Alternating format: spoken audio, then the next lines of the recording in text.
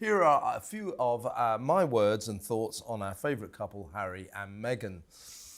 As my fellow wordsmith, William Shakespeare, inquired, what's in a name? Quite a lot, it transpires, if you're Queen Elizabeth II, who we now know was incandescent with fury when her grandson Harry and his American wife hijacked her childhood nickname Lilibet and bestowed it upon their newborn daughter, astonishingly without her permission or blessing.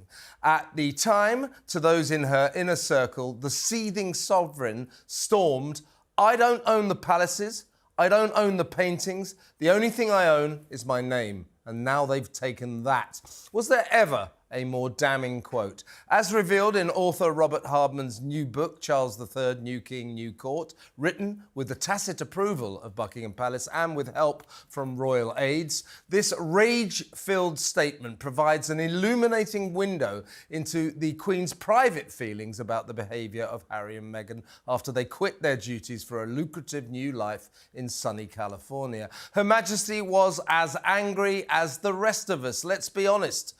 We're battle-hardened to the dubious antics of the Duke and Duchess of Montecito. We're used to their warped version of the truth, Harry and Meghan's truth, as opposed to the truth. The gruesome twosome told 17 demonstrable fibs during that infamous interview with their neighbour Oprah Winfrey.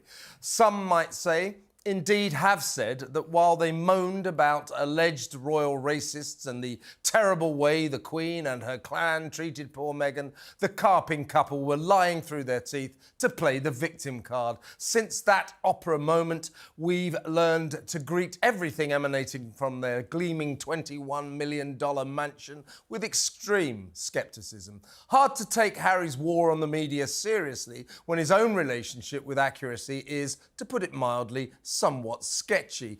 But the shocking revelations in Hardman's book have taken the Sussex duo's deceptions to a whole new level. Not only did they lie about the Queen giving the green light to Lilibet when the BBC reported correctly that she did no such thing, the royal runaways fired off legal letters demanding that the state broadcaster retract the story or face legal actions. The story, they insisted, was false and defamatory. Then, incredibly, they expected the Queen to back them up. Described by palace staff as angry as they had ever seen her, she refused, and, surprise, surprise, Harry and Meghan's legal broadside disappeared, never to be heard of again. Lie and then hire expensive lawyers to enforce your lie. Doesn't get much lower than that, although accepting a ludicrous Living Legends of Aviation awards isn't exactly a high point for former Army helicopter pilot Harry. For serving his country bravely, of course, he deserves our respect. But as fuming senior military figures swiftly pointed out, that doesn't make him a legend of aviation. And the fact that he is prepared to preen himself at a pathetic backslapping ceremony hosted by John Travolta underlines just how much this increasingly preposterous prince has been seduced by the self-glorifying hypocrisy of Hollywood, where lying is a way of life.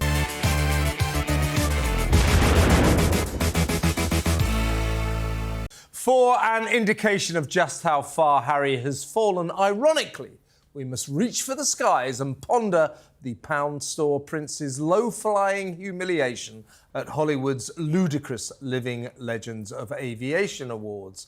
Arguably the saddest evening of his life, as in truly pathetic. Hard to make out what this tawdry Tinseltown carnival of backslapping was all about, although the organisers seem to think that celebrities handing each other ill-deserved trophies will encourage 4 to 9-year-old kids to become pilots, which, as a crucial cause, is right up there with getting grannies to go scuba diving. Fine, but hardly a pressing priority.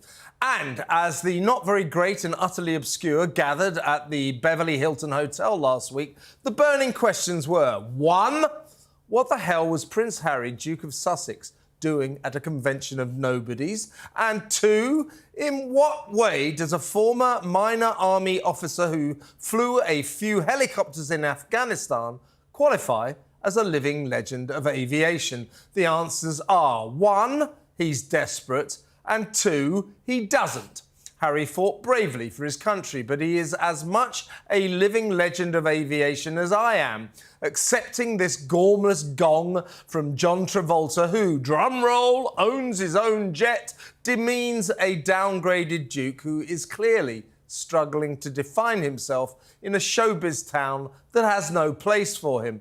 Meghan was due to accompany her husband to this stupefying non-event, but pulled out at the last minute, citing a sick kid she had to look after. She did well to avoid an embarrassingly empty night of nothingness, the type of occasion no A-lister wants to be seen at. Past recipients of these laughable living legend awards include Tom Cruise, Harrison Ford, Angelina Jolie and Morgan Freeman, presumably because as globe-trotting actors, they've been on lots of aeroplanes. In my view, Harry needs to think very seriously about his attendance at this silly ceremony. Make it a barrel-scraping moment from which he can, and indeed must, bounce back. See it as hitting rock bottom, after which the only way is up, and then work out exactly what he wants to do with his privileged existence, apart from just suing newspapers with varying degrees of success. But back to the unglittering, non-spectacular at the Hilton, and perhaps the worst memory was one of omission.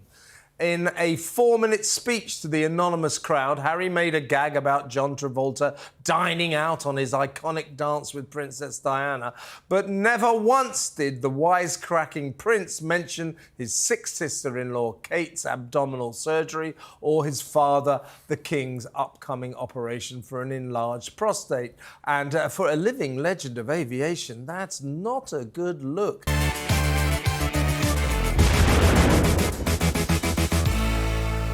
Here's a few of my thoughts. Guess what my monologue is about? Harry and Meghan? It is! How did shock. you guess? What a shock. Here we go then. While trained observers like little old me scratch their heads wondering what the hell the future Mr. and Mrs. Sussex were doing in the 5th row at a minor movie premiere in Jamaica, I believe I have the answer. Yes, it's what makes the world go round. And it's called money. Money, money. It seems strange that Prince Harry and his American wife should choose to schlep all the way to the Caribbean to attend the launch of a film that doubtless will be on Netflix in a week or so, especially since the trip involved amiably rubbing shoulders with Jamaica's anti-British Prime Minister Andrew Holness, who's keen to sever all links with the Commonwealth and the UK. For Harry, a former president of the late Queen's beloved Commonwealth Trust, cozying up to monarchy-hating Holness was at best a strange look. At worst, it was a diplomatic disaster, sending the message that the gruesome twosome from Montecito loved nothing more than to hang out with people who don't like Charles and his royal family. But what the Duke and Duchess of Netflix need much more than approval from millions of Brits is cash. Lots of it. Turns out that Harry and Meghan jetted off to Jamaica in the esteemed company of a guy called Brian Robbins, who just happens to be the chief executive of Paramount Pictures and the Nickelodeon network. But after Spotify unceremoniously cancelled their $20 million contract due to lack of interest, not to mention a lack of content from an unproductive couple who one contemptuous boss dismissed as effing grifters, are the dynamic duo desperately seeking another lucrative deal? Certainly the word is that Netflix are heading towards a parting of the ways, amid reports that the streaming giant fears that unless the Montecito moaners are pouring a bucket over Harry's relatives, their commercial potential is minimal. Therefore, could it be that their close relationship with Mr. Robbins, one of Hollywood's biggest players, is all set to come in handy? Certainly, all does not seem well at the Sussexes' company Archwell, where production chief Bennett Levine, hailed for allegedly creating an exciting hive of activity, has just quit after 3 less than exciting years. Meanwhile, what happened to Meghan's reported money-spinning adventures in the wonderful world of influencing? She She could earn $1 million for a single post, we were informed. Since then, not a single post. Who would actually be influenced by Meghan? Answers on a postcard, please. Meanwhile, former cable show actress Ms. Markle is apparently thrilled by the idea of returning to her roots with a reunion version of legal drama Suits. I simply can wait. And as for lost soul Harry, a ship adrift in a showbiz town that has no place for him, he has announced his next big move. He wants to sue the Daily Mirror again. That's a repeat, isn't it? I'm sure I've seen it already.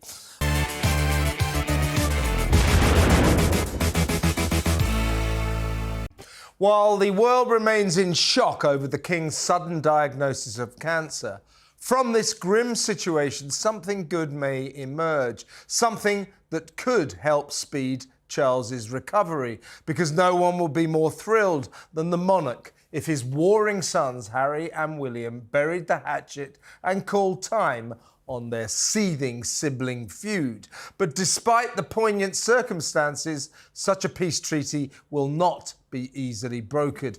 Amid the King's health drama, Harry deserves credit for doing the right thing, dropping everything and immediately flying back to be with his stricken dad. Meghan, meanwhile, stayed at home to look after the kids. After Charles walked her down the aisle on her wedding day, some might say the Duchess should also have made the effort to see him, but many believe she will never return to the UK, a country she plainly despises. Back with Harry, though, the big question is his gesture of rapprochement enough to draw a line under some of his outrageous antics in America? Antics that have enraged angry Americans as much as incensed Brits. William remains furious over the veiled attacks on his wife Kate and the less than veiled attacks on the rest of the royal family, especially Queen Camilla, who Harry dismissed as the villain of the privileged story. In fact, the Duke of Sussex's spiteful little book Spare did even more damage to transatlantic royal relations than that fateful day he and Meghan sat down for their notorious Oprah Winfrey TV interview in which the carping couple told 17 demonstrable lies, including dubious allegations of racism. But sometimes profound events can put lesser matters into sharp perspective. Could it be that as their father fights the battle of his life, his beloved boys will decide that their differences are comparatively unimportant and at long last mend the broken bridges? But will William even talk to his younger brother? Surely some progress can be made to heal their fractured relationship. A part of me believes profoundly that Harry deserves his fate as a royal outcast, getting his just desserts for selling his own family down the river and making money out of trashing them in public. And until news broke that the King was suffering from serious cancer, my attitude was let Harry and Meghan stew in their Montecito mansion, lobbing lucrative grenades at racist Britain, a nation of slave traders apparently, and our racist royals, the dismal duo, made their rancid bed. Now, as far as I was concerned, they could lie in it. But now, with the King so sick, maybe, if only for his sake, William and Harry should stop fighting like ferrets in a sack and start moving on. If that miraculously happens, Charles's road to recovery could well prove a far swifter journey. But will the estranged royal brothers kiss and make up? Sadly, the hurtful wounds run deep for William, so don't count on it.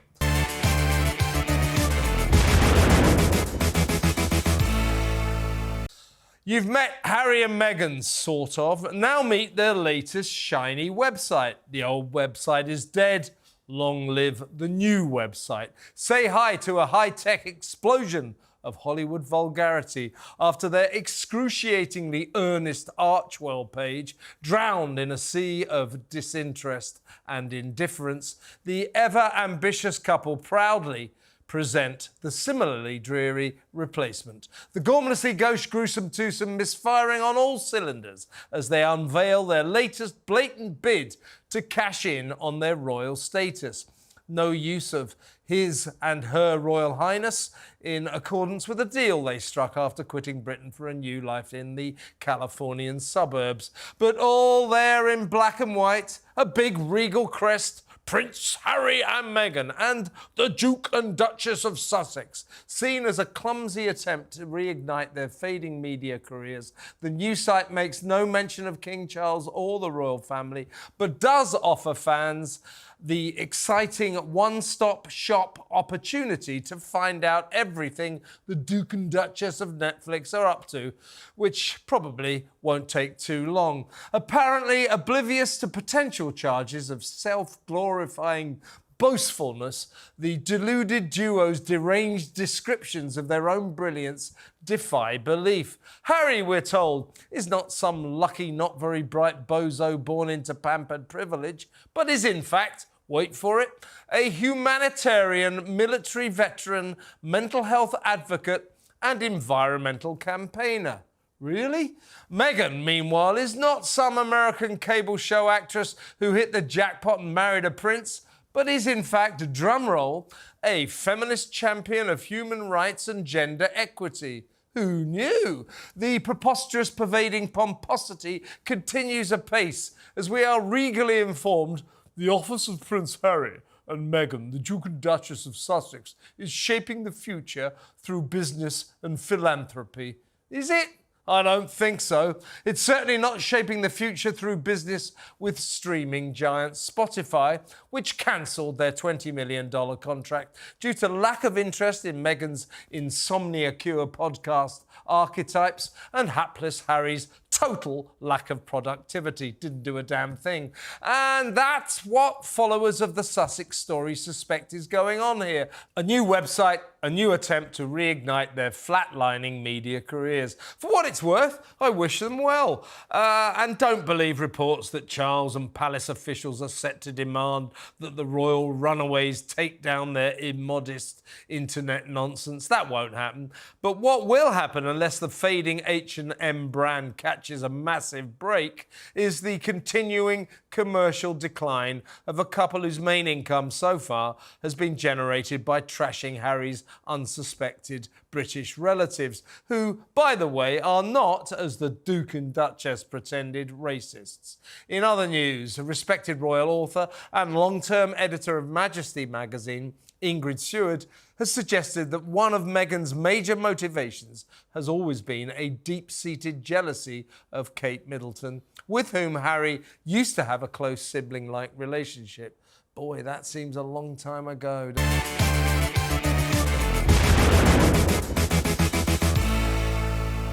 America is the land of the free. It is also the land of fairness and equality. Doesn't matter where you're from, who your parents are, or how much money you've got. In the USA, everyone gets the same treatment. As a guiding principle for a vast and powerful country, what's not to like? So far, so good. But then along comes British pampered Prince Harry, who apparently is getting special concessions on his right to live in sunny California. You try admitting to feasting on a cocktail of illegal drugs, cocaine, cannabis, and magic mushrooms, for example, and then demanding to stay in the States. You will be told in no uncertain terms to sling your hook, get the hell out of town, and don't come back. Unless it seems you're the deeply regal Duke of Sussex, proving that he knows more about what America should mean than ancient Joe Biden ever will. Donald Trump has vowed that if he becomes president again, which, let's face it, he probably will, he will not protect Harry. He's on his own, said Trump after storming to victory in the South Carolina primary. Like so many of us, Trump believes Harry has betrayed the Queen. So after he openly confessed to heavy drug consumption in his spiteful little ghostwritten book Spare, why is expulsion not happening to Harry? The answer, disappointingly, seems to be that the self-styled People's President Biden believes that some people are more important than others. Sleepy Joe's goons from the Department of Homeland have mysteriously gone into bat for the royal dope smoker, arguing that just because he wrote at length about his favourite narcotics of choice, it doesn't make it true. So essentially, according to Washington's dozy deferential Democrat administration, Harry is not a part-time junkie, but is a shameless liar who fabricated false stories to sell more copies of Spare. If true, what a morally challenged, nasty piece of work he is. If not true, why are Biden's bozos going to the ends of the earth to protect the drug-taking Duke, a pampered product of the privilege by birth system America quite rightly disdains? Our thanks to the Washington think tank, the Heritage Foundation, for challenging this outrageous affront to the American way, the way of fairness. At the very least, the Foundation's lawyers argue, we should be able to see Harry's visa application to check exactly what he said about his penchant for coke, smoke and shrooms. If he confessed on the form, what possible reason would there be to approve his right to reside? Apart, of course, from the fact he's the king's son. If he did not confess to snorting, toking and tripping, surely he was lying and should be kicked out for that reason alone. To watch Biden's American government grovelling to a British aristocrat whose only status comes from the family he was lucky enough to be born into is deeply disappointing. That sort of cap-doffing deference is what's wrong with Britain. Rejecting such nonsense is what's right with America. Sleepy Joe is risking the USA's reputation for equality just to look after a ginger-whinger prince whose entitlement, both literally and figuratively, is the very epitome of inequality. That, if I may make so bold, is inexcusably un-American.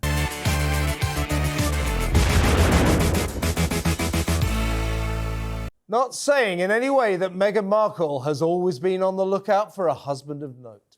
But right after her deeply empowering stint as a high-heeled hostess on the US version of Deal or No Deal, America's self-styled princess seriously considered searching for her prince on TV's tawdry reality show The Bachelor, in which 32 female hopefuls battle to win the heart of an eligible single guy. Would Meghan even have won, you wonder? But she set her heart on finding love just as she was hitting the small time, landing a role in cable show drama Suits. And so it was that because of that, sadly, Ms. Markle's Bachelor moment never got to happen, but it was close. Mike Fleiss, creator of The Bachelor on both sides of the Atlantic, confirmed that right after quitting Deal or No Deal in 2007, the future Duchess of Sussex was bang up for a crack at manufactured romance telly style. But then along came the sorely overrated Suits, a legal drama apparently, and later her first wedding to LA film producer Trevor Engelson in 2011. That marriage lasted until 2014. Given her interest in reality romance, what a shame at that point she didn't sign up for the brilliant series I Wanna Marry Harry. This nonsense featured 12 American ladies competing to walk the aisle with, yes, you've guessed it, Prince Harry. Well, I say Prince Harry. It was actually a ginger bloke who looked vaguely like the British royal.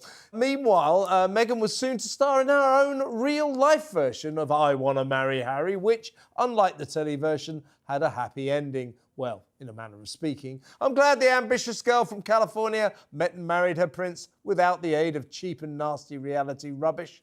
She's too skilled a social mountaineer to have to stoop so low.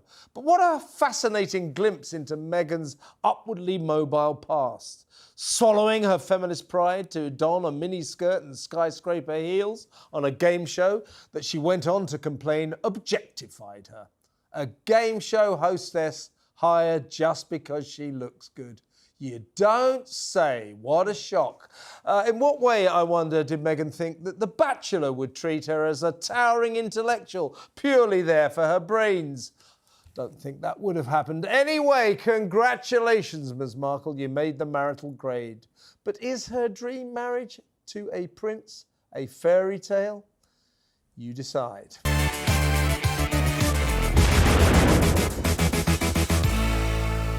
Make no mistake, there was no accident in the timing of media-savvy Ms. Markle's announcement that she was back in the lifestyle website business. A lukewarm welcome to Meg's overwhelmingly beige American Riviera orchard, a kind of soft focus through the looking gauze goop without Gwyneth and minus the style, where you can buy everything from jam to, and I'm just taking a wild guess here, cushion covers. You can even purchase Meghan cutlery, which brings a whole new meaning to the term knife crime. Whether this follow-up to the TIG, the site she set up while she was a jobbing actress in overrated cable drama Suits, will bring in the big bucks remains to be seen. Are there really people out there who will buy stuff purely because it's endorsed by Meghan? But here's what we do know, indisputably, beyond all doubt. The deafeningly loud launch of American Riviera Orchard trampled all over the Diana Legacy Awards, at which Harry and William were due to showcase their last remaining area of agreement, their shared devotion to the cherished memory of their beloved mother. Of course, as expected, the event at London's Science Museum served to underline the Arctic nature of the brothers' bitter feud.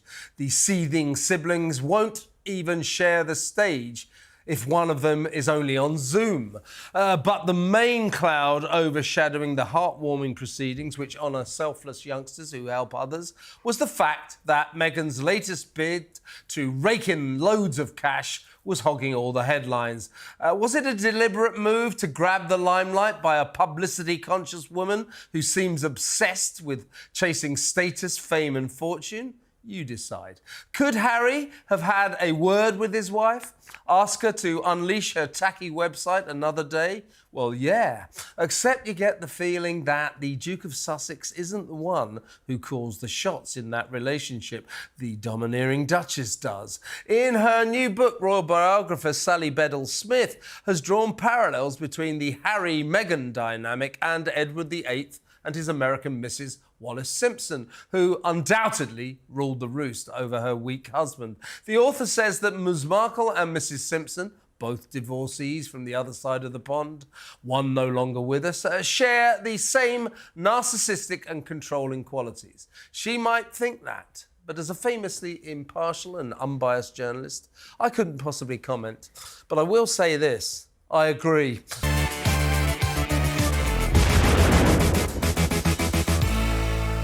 They sent a message of support and released a statement in her hour of need. But no one in the royal family needs Prince Harry and Meghan in their hour of need, or come to that at any time. Certainly not in May, when Harry is planning to visit the UK to join the Invictus Games' 10th anniversary celebrations.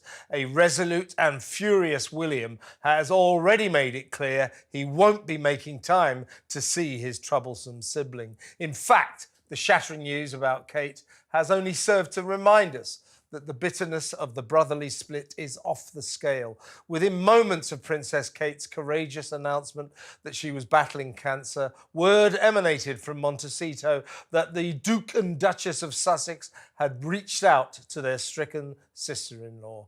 In what way, we do not know.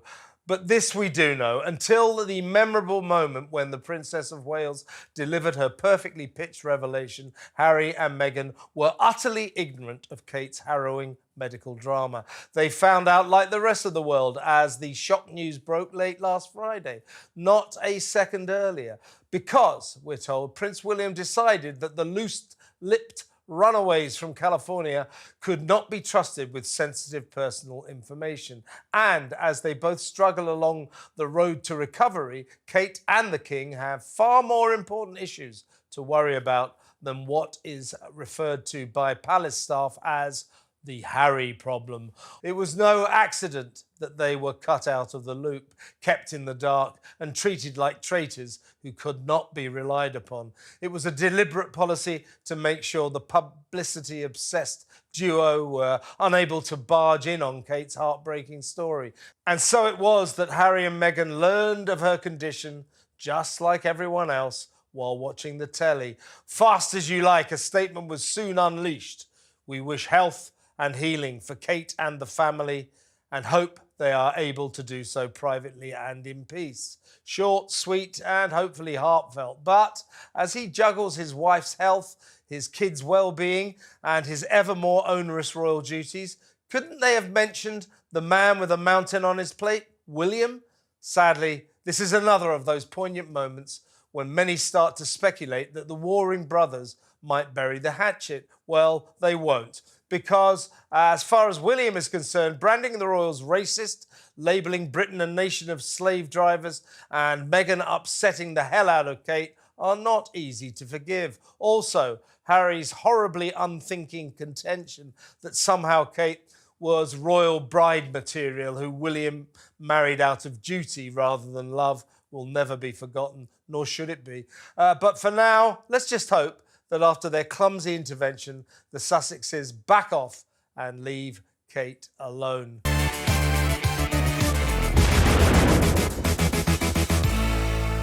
4 turbulent years ago, Harry and Meghan staged their extraordinary Megxit and jetted out of Britain to savour the faraway fruits of their pampered and privileged version of American freedom.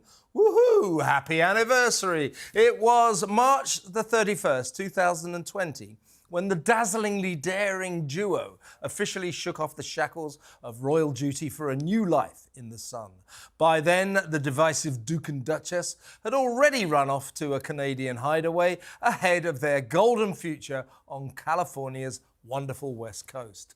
No more for them the drab and dry dreariness of Buckingham Palace's crushing calendar, attending civic functions, delivering earnest speeches, unveiling plaques, planting memorial trees, waving on the way to church, and all the other important but deeply dull diary dates that constitute the vast majority of the humdrum royal agenda.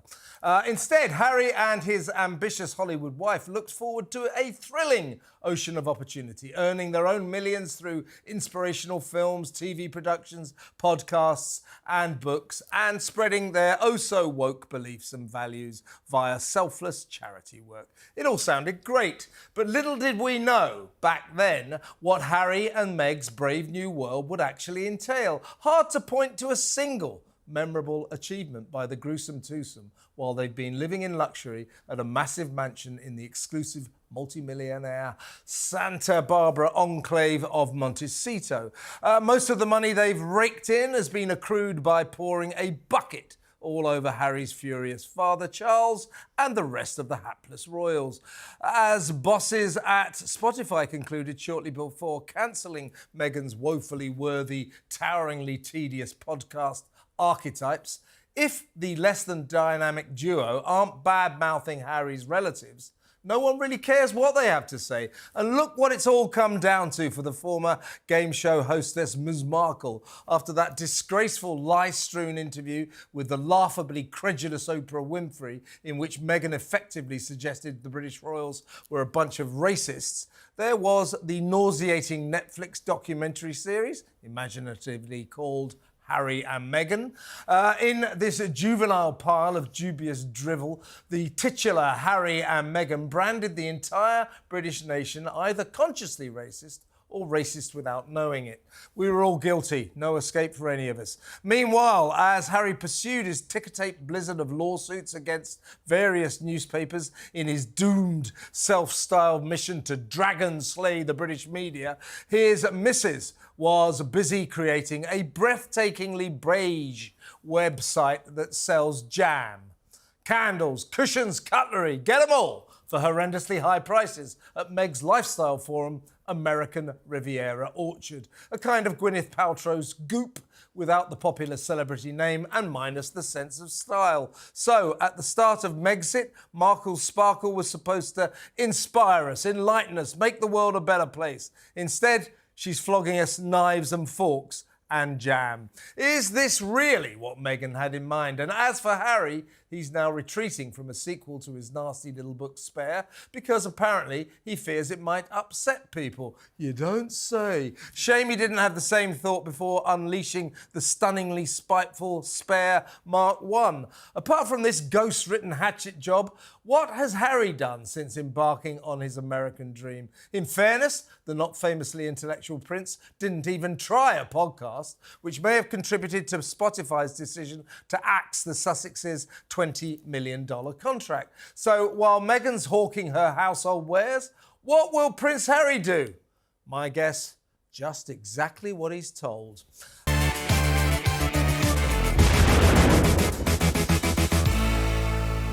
Will she, won't she? That is the question as Prince Harry's return trip to Britain draws ever closer. But will Meghan accompany her husband to celebrate the 10th anniversary of his beloved Invictus Games? She hasn't been to the lol UK since the Queen's funeral, but in a couple of weeks, Harry is due to speak at a special service of thanks at St Paul's Cathedral. His wife, an ex-cable actress currently identifying as the Duchess of Sussex, is on the VIP guest list. But what are the chances of jam-selling former game show glamour girl Ms Markle adding her sparkle? My prediction, slim to zero. I believe that after crossing the Atlantic to pay her respects to Her Majesty, Meghan decided she would never again set foot in a country she seems to delight in bad-mouthing. A country that Little Miss California apparently thinks is full of racists who benefited from a slave trade that ended when Britain abolished slavery in 1807, which, FYI, Meg, was 58 years before the United States did. But ever since the shock of Megxit in 2020, when the dreaded Duke and Duchess duo quit their royal duties and ran away to Canada, mutual loathing has been the name of the bitter game. She clearly doesn't like Brits a whole lot, and frankly, after her initial wild popularity, she's not regaining the UK's National Sweetheart Award anytime soon. With the possible exception of Harry, no one particularly wants to see her in London. Stay where you are, Meg. Look after the kids, enjoy the West Coast sun, flog us overpriced jam on your boringly beige lifestyle website, American Riviera Orchard. What? Stage a spot more of the virtue signalling for which you are rightly renowned, and spend maybe a decade in Timbuktu. Anything, just as long as you steer well clear of Great Britain. But while we hope we miss Meghan, will Harry miss his dad and brother? And the rest of the royals, for that matter. The last time the Invictus Games for injured and wounded war heroes was held in the UK, it was during happier times before Harry and Meghan's dramatic exit destroyed palace harmony for the foreseeable future. In those distant days, all was sweetness and light. A full regal contingent turned out to support Invictus. A decade ago, before oceans of water flowed under the bridge, the then Prince Charles pitched up at the opening ceremony along with William and Kate. Since then, Harry and his American missus have reportedly noted that the royal gang have been distinctly lukewarm about backing Invictus. Gee, wonder if that's got anything to do with the Sussexes' trash for cash career choice, making money out of selling Charles and his family down the river. Goes without saying that Harry is still moaning about the armed police protection the British courts have decided that neither he, Meghan, or their kids warrant. So, if the Ginger Whinger comes alone, rest assured he will blame the UK for not paying for his family's security. But who will the professional victim prince blame for the King and Co.'s absence if, as expected, there are no shows at St Paul's? My guess, everyone except the person whose fault it undoubtedly is. Him.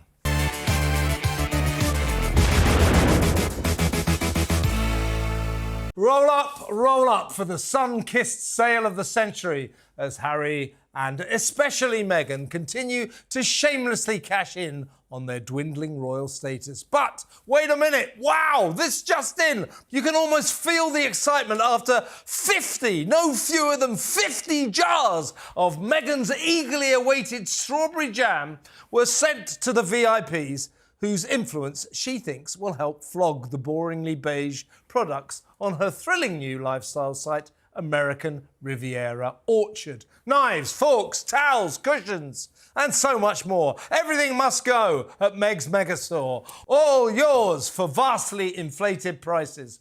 Obviously, we're all on the edge of our seats ahead of Ms. Markle's online shop finally opening for business. I, for one, simply can wait. The ambitious Duchess announced her money-spinning venture a few weeks ago, but as yet, her forum for flogging bland household wares doesn't seem to have sold a single item. Presumably, après le jam, le deluge. But until then, the tension is utterly unbearable. But never fear, the Del Boy Sussexes have many more strings to their entrepreneurial bow. So, contain yourselves and mentally prepare for Her Montecito Majesty's sizzling new Netflix series about cooking, gardening, entertaining, and friendship. Yes, the suffocatingly cosy world, according to Ms. Markle, is coming soon to a TV screen near you. Thank God for the off switch. But if you think that sounds dreadfully dreary, no mean feat, Harry's latest Netflix project might actually be even drearier, unless you happen to be fascinated by chinless wonders on horses. Yes, the privileged prince is treating us to a programme all about a minority sport that only the filthy rich and privileged posh can afford. Everything you ever wanted to know about, drumroll, polo, but never dared ask. The problem being, for most of us, that we never wanted to know anything about bloody polo and therefore never bothered to ask. I mean, who cares if Harry's elitist gallop through the field of expensive equestrian dreams seems a little light on mass appeal? Meghan on the joys of friendship seems even lighter, especially coming from a woman who can't even stay friends with her own family. I wonder what her next TV blockbuster will be. How to stay close to your dad? How to maintain a loving relationship with your in-laws? But tedious though these plodding productions may appear, at least they keep the money rolling in. At least they keep the gruesome twosome's $100 million Netflix contract vaguely intact. With a massive mansion and private jets to pay for, it ain't cheap being the Sussexes. Must have been quite a body blow when Spotify pulled the plug on their £20 million deal after Meg's woefully worthy, disastrously dull podcast Archetypes. Word is she's looking to make more poor quality podcasts with a different production company. Lucky them. Good luck with that, Meg. God knows you're going to need it. But what exactly has happened to a virtue-signalling royal double act who started out with honourable intentions to help people and make the world a better place? Say what you like about Harry and Meghan, but they've definitely been on a journey from making the planet better to making jam. Where did it all go wrong? Where did it all go wrong?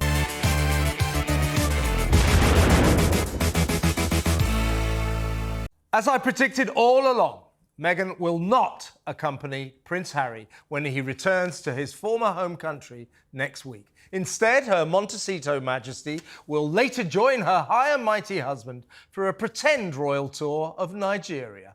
How weird.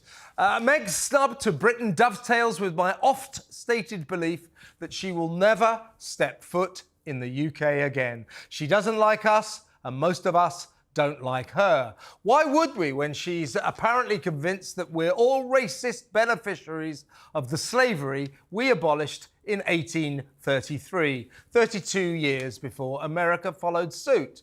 Critics say she took our favourite prince and turned him into a pompous bore obsessed with his own dwindling status. They might think that. I couldn't possibly comment. But if we do never see her here again, it's a case of good riddance, Ms. Markle, and enjoy acting like a pound store royal in Africa. Could the Duchess of Sussex even point to Sussex on a map? You decide. Meanwhile, word is that when he jets into London for the 10th anniversary of his excellent Invictus Games for war-wounded military veterans, not a single senior royal will attend the celebrations. I'm going to go out on a limb here and say the chances of Harry hooking up with his brother William or his sister-in-law Kate are about as likely as a snowstorm in the Sahara. I doubt very much that Queen Camilla will want to be in the same postcode as the Ginger Whinger, who called her the villain of the story. But will the famously soft-hearted King Charles meet with his problematic second son? It's possible. But if he does, he'll be the only royal relative that runaway Harry gets to see. To underline just how far he has fallen down the regal ladder, the Duke is also expected to stay at a hotel rather than a royal residence. Let's face it, with his snarky attitude to the country that afforded him a life of privileged luxury, Harry has become a kind of pariah. When the inaugural Invictus Games were launched in 2014, the top royals turned out in force. Prince Charles, as he was then, Camilla and William were all there to support Harry and his inspirational sporting spectacular. This time, in a pointed message, they will all be conspicuous by their absence. After delivering his reading at the Invictus Thanksgiving service at St Paul's Cathedral, Harry will proceed to Nigeria to be reunited with his wife, who claims to be 43% Nigerian. Whoop! So that's a form of homecoming for her. And then stand by for a festival of preening as the couple from California tour the African country and endorse their vapid VIP credentials. And after that, will Meghan make a quick visit to the British county she's a Duchess of? Sure, yeah.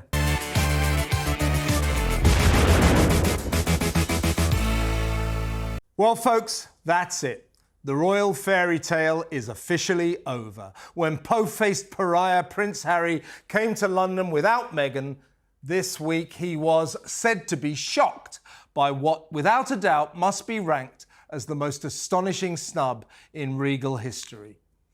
Just 2 miles from where Harry was, reduced to staying in a hotel like a commoner, King Charles in Buckingham Palace was, and I quote, too busy to see his sad sap of a treacherous son. Not even for a few minutes. The monarch's message was clear.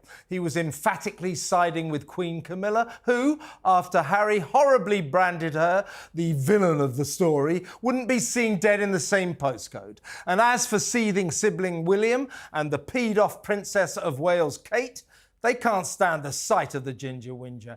As a result, Harry winged into his hometown for 2 traumatic days that exposed the depth of his hurt and angry relatives' antipathy towards him. The ferocious feud triggered by Harry and Meghan's unconscionable behaviour since turning their backs on Britain has torn the King's family apart, and there is not a chance in hell of repairing the devastating damage, at least not unless Harry dumps his troublesome wife, or far more likely, she dumps him. Watch this space. But while the gruesome twosome remain a corrosive couple, make no mistake, the toxicity they have created means that any semblance of royal rapprochement is impossible. As long as their Montecito majesties keep firing their destructive exocets from sunny California, like their nasty Netflix series and Harry's spiteful little book Spare, peace will never reign in the King's bitterly divided clan. Charles, who had 2 appointments while Harry was a stone's throw away, clearly concluded that solidarity with his loyal nearest and dearest who have not deserted him had to take precedence over the disloyal son who has. This was the defining moment when the famously soft-hearted sovereign got tough. His Majesty felt he finally had to draw a firm line, and he certainly did. To rub salt into humiliated Harry's wounds on the very day he learned his desire for another spot of "look at me with my dad" positive publicity, the King announced that he was making William Colonel-in-Chief of the regiment for which his brother served 2 tours of duty in Afghanistan. the Army Air Corps. The timing of this poignant appointment was no accident. It conveyed to Harry in searingly blatant terms that Charles has had enough. Jubilant Brits are jubilant that their king has at long last effectively declared that he refuses to put up with Harry and Meghan's unforgivable antics anymore. With his tail between his legs, the downcast Duke of Sussex traipsed off to Nigeria to team up with his allegedly 43% Nigerian wife for their weird pretend royal tour. Thanks for nothing, Harry.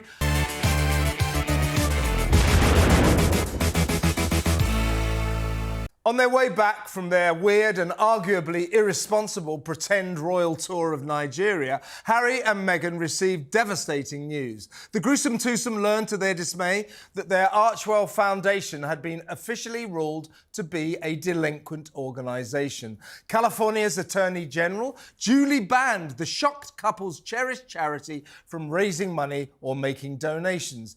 In a stroke, all the alleged good publicity that Meghan revelled in while acting like a princess in Africa was wiped out. A cheque had been lost in the post, we were told, which sounded like a kid telling their teacher the dog ate their homework. But evidently the bureaucratic mess was swiftly sorted and Archewell was restored to its former legitimate glory. But the worrying question remains, how did their Montecito Majesties let their business affairs descend into such a shambles? Meanwhile, back in Nigeria, they were no doubt celebrating the semi-regal endorsement of their country, where self-styled feminist Meghan seemed oblivious to the lack of women's rights, the fact that female genital mutilation is rife, and the mass kidnapping of innocent children by bandits and the extremist Islamic thugs of Boko Haram, who use their poor captives as sex slaves. As he enjoyed a game of the world's worst sport, polo, cocooned from the brutal realities of the nation he was making look good, Harry didn't seem too bothered either.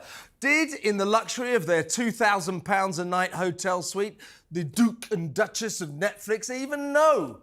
You decide. Were the dreaded duo just useful idiots, unwittingly helping to bolster brand Nigeria? Again, you decide. Anyway, Mr. and Mrs. Sussex couldn't stop gushing about their dubious three-day visit in no fewer than 8 press releases, culminating in: the Duke and Duchess would like to extend their deepest gratitude to the whole Nigerian community for their tremendous hospitality on the first of many memorable trips. That seismic sentence set off alarm bells among Britain's diplomats who fear that Harry and Meghan's naive wildcat tours will send the wrong glowing messages about countries that should not be lauded on the international stage. Where next? Somalia?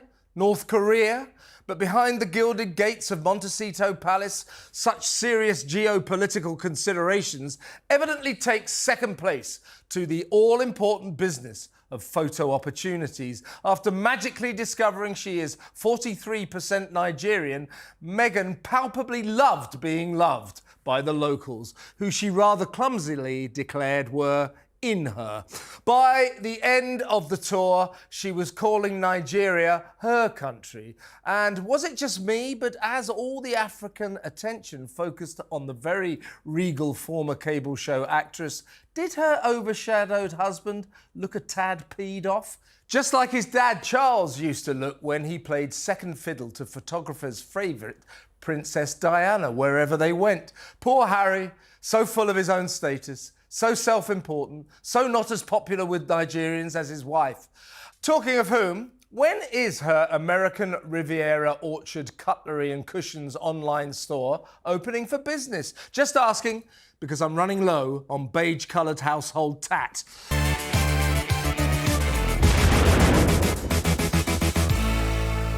A troubling truth is beginning to emerge after Prince Harry's solo trip to London without his wife, Princess Meghan of Nigeria. Yes, the king was too busy to see his sulky son. Just a couple of miles away, Charles could not fit Harry into his hectic schedule of 2 engagements. It turns out that, ever the loving, forgiving father, the kind-hearted sovereign, offered Harry a luxurious place to stay at St James's Palace, just up the road from Buckingham Palace. But the petulant prince rejected his dad's generous gesture out of hand in an extraordinary hissy fit over the armed police protection to which he is no longer entitled. Clearly still seething over his failed legal bid to force the state to pay for cops with guns whenever he's in the UK, the self-important Duke of Netflix dismissed St James for, and I quote, its visible location with public entrance and exit points and no police protection, and promptly checked into a hotel which somehow seemed a tad more public and a lot less safe than a fully guarded royal palace. The rest is sad history. Without so much of a sight of the king as he wages his brave battle to beat cancer, Harry attended an Invictus Games Thanksgiving service at St Paul's Cathedral before flying off to Africa to join Meghan for the gruesome twosome's weird pretend royal tour of Nigeria, which endorsed a dreadful country where female genital mutilation is rife and children are kidnapped on a mass basis to be held captive for years as sex slaves. Not once in their very regal 3-day visit did renowned feminist Meghan mention her grateful hosts' total lack of women's rights. But as the dismal duo posed for the photographers and 43% Nigerian Meghan palpably loved being loved by the adoring locals, how hurtful must this tawdry spectacle have been for poor Charles? How painful must it have been for the king that Harry put his petty pursuit of armed security ahead of seeing his dear old sick dad? And when will His Montecito Majesty realise that as long as he dodges his frontline royal duties and faffs around in sunny California, he will never warrant the same protection as his hard-working relatives who put in the hours all year round? After his first attempt to sue the British Home Office flopped, the litigious prince appealed and lost again, badly.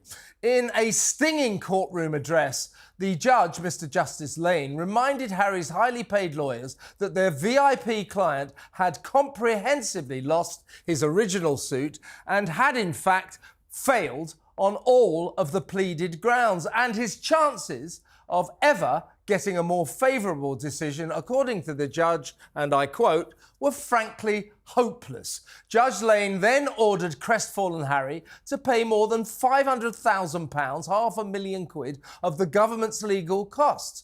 Add to that his barrister fees, and the Clown Prince has blown a massive £1 million on this pathetically lost cause. And now, to prove that a fool and his money really are soon parted, he plans yet another appeal. This preposterous man-child's pride and arrogance has taken precedence over even the slightest semblance of common sense. Haughty Harry's obsession with his dwindling status and this doomed endeavour humiliates him and embarrasses the royal family, something they could do without while the King and Kate are both seriously ill. But will Harry think of them as he ploughs relentlessly on?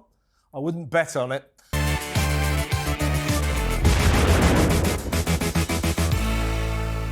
Shock horror, Harry and Meghan have a major drug problem. I'll give you the dope on that later. But first, as you know, the preposterous prince and social mountaineer Meg, a former game show glamour girl, are the self-styled royal family of America. Not so long ago, the idea that the world's greatest independent republic nation would wantonly waste taxpayers' money to do the bidding of a privileged foreign aristocrat would be laughed out of court. But seriously, Joe Biden's extremely expensive legal experts are fighting tooth and nail to protect Harry from the scrutiny and transparency that, in the land of the free, he should be scrupulously subjected to. Why do Biden and his forelock-touching Democrat lackeys care so much about keeping the Ginger Winger's visa application secret if, as he filled out the form to seek the right to reside in the United States, the Duke of Netflix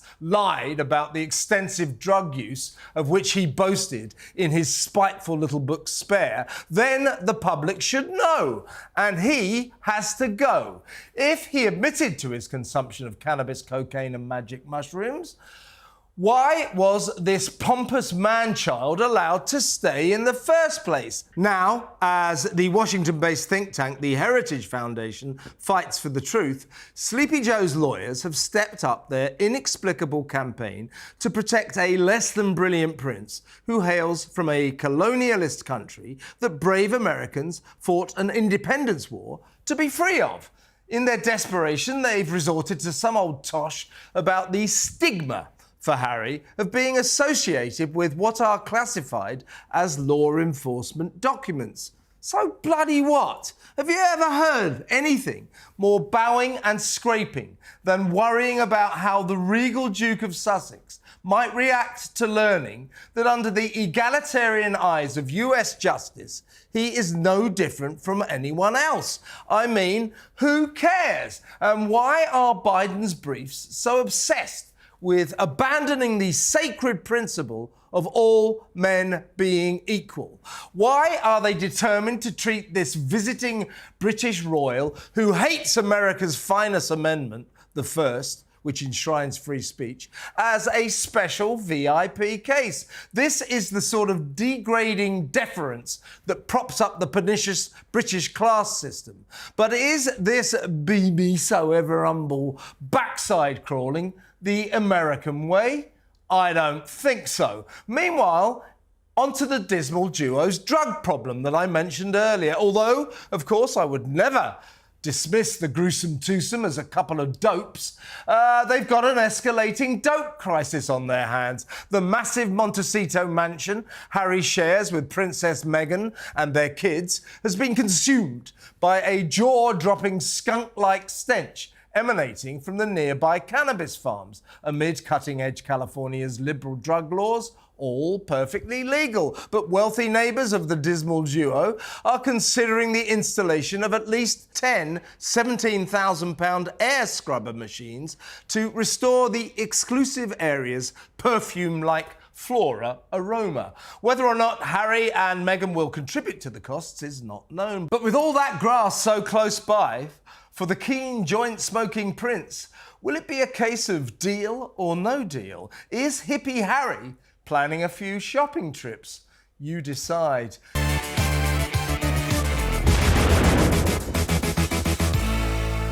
In Harry and Meghan's much-mentioned marriage, who wears the trousers? Or, for our American friends, who wears the pants? And here's another question. As interest in the Duke and Duchess of Sussex evaporates, how much longer can they cling on to their $100 million Netflix contract? From July to December last year, the dismal duo's Downer documentary series pulled in just 1.9 million views. In stark contrast, their former friends, Posh and Beck's reality show was watched by a colossal global audience of 43.9 million. But as he contemplates this uncertain financial future, is the infatuated prince tormented by something that worries him a lot more? That is the terrifying prospect of Meghan leaving him. Is she the boss who must be obeyed, the wife who'll walk if her henpecked husband doesn't do exactly what he's told? What is the dynamic of an unlikely relationship between a British aristocrat born into the most incredible wealth, status and privilege, and an American former game show glamour girl forced to hustle her way through the ruthlessly horrible Hollywood jungle? For the answer, look no further than the petulant prince's, and I quote, strong, angry, honest statement on the royal family's official website posted way back in 2016, which, until only a few months ago, stayed live for 7 long years. Harry, we're told, is far from happy that his intemperate, entirely unproven allegation that the British press's attitude to Meghan was dictated by racism has finally now been removed. In his spiteful little book Spare, He raged against his father, the King, and brother, Prince William, after they made it clear that the dignified royal approach to public life was not to rant and rave about every little thing that isn't quite to your liking. But is love-struck Harry still petrified that Meghan will one day simply up stumps and quit? Is desperately wanting to please his strong-willed missus what turned Harry from a carefree young guy into a permanently fed-up, moaning misery guts, launching legal actions like confetti while spouting indecipherable Californian psychobabble? To paraphrase what he once imperiously told cowering palace staff, does Harry make sure that Meghan gets what Meghan wants? Does he bend over backwards to be like his virtue-signalling other half? Somehow you get the feeling that the answer is an emphatic yes. As the prince went public with his protective letter to the media, insiders recall that in the firestorm of the breaking romantic story, his main motivation was a profound fear that Meg would recoil from the global limelight and head for the hills. Meghan recoil from the limelight? That'll be the day. Just maybe Harry will eventually tell Meghan where to get off. Inform her he doesn't really care about the right-on West Coast politics she requires him to sign up to. Tell her that he's off to Vegas for a few beers and a laugh with the lads. And just maybe one day pigs might fly.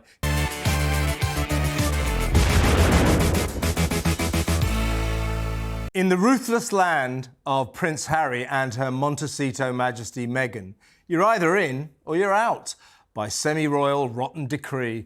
Harry's father, King Charles, is, it would seem, out. Just like Meg's dad, Thomas Markle, who's been frozen into exile by his imperious daughter for so long, he's never even so much as met his regal son-in-law, nor has the poor guy ever seen his grandchildren. Faring slightly better, the king has encountered Archie and Lilibet on a handful of rare occasions, but he is now letting it be known that he finds this long-distance relationship as upsetting as it is unacceptable. But while Charles desperately does not want to be a video grandpa limited to Zoom chats to faraway California, what real chance is there of any closer contact with the kids he loves? Pretty much no chance, as long as Harry obsessively pursues his lost cause of suing the British government to demand the armed police protection he will never get. Despite being told in no uncertain terms by a judge that his long-running legal action is doomed to certain failure, the determined, some might say deranged, Duke of Sussex has appealed yet again in a move that will add at least £500,000 to the million quid he has already spaffed after two emphatic rejections. Clearly a preposterously petulant prince who struggles to take no for an answer, haughty Harry believes that when he visits Britain, he should be entitled to the same security as the rest of the royal family who, unlike him, perform frontline duties. But his fixation on being guarded by cops with guns ain't gonna happen. And therefore, it's a cast-iron guarantee that Harry will continue to refuse to put his children in alleged danger by bringing them to Britain to see their granddad. And such is the uniquely pressurised existence of the king, he can't drop everything for a quick trip to America's West Coast. It simply doesn't go like that for the in constant demand British monarch. Meanwhile, the list of relatives and friends who have been cast out of Meghan's inner circle grows ever longer. Cynics might conclude that the former game show glamour girl actively enjoys the power of patronage that comes with marriage to the UK's fifth in line to the throne. But whether she relishes ghosting people or not, make no mistake, she definitely does it a lot. The Markle clan, including her troublesome sister Samantha and her dope-dealing brother Thomas Jr., have been in Meghan's own private Siberia from the day she hooked up with Harry. And on the other side of the Atlantic, the entire royal family don't appear to be making Meg's grade. To the extent, as I have often stated, that I do not believe the Duchess will ever step foot in Britain ever again. There's a growing feeling that behind the gilded gates of the gruesome twosome's colossal California castle in the sun, it's Harry and Meghan against the world. If you're not with them in spirit, they won't let you near them in person. So, heartbreaking though it undoubtedly is, King Charles had better make sure that Zoom connection is good, because the sad sovereign isn't getting up close and personal with his beloved grandkids anytime soon.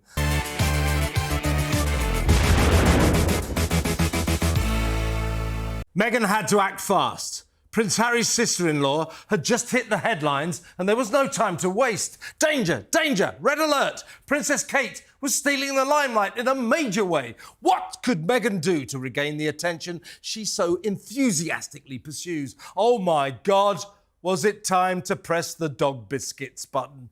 Yes, that would knock Kate off the front pages, wouldn't it?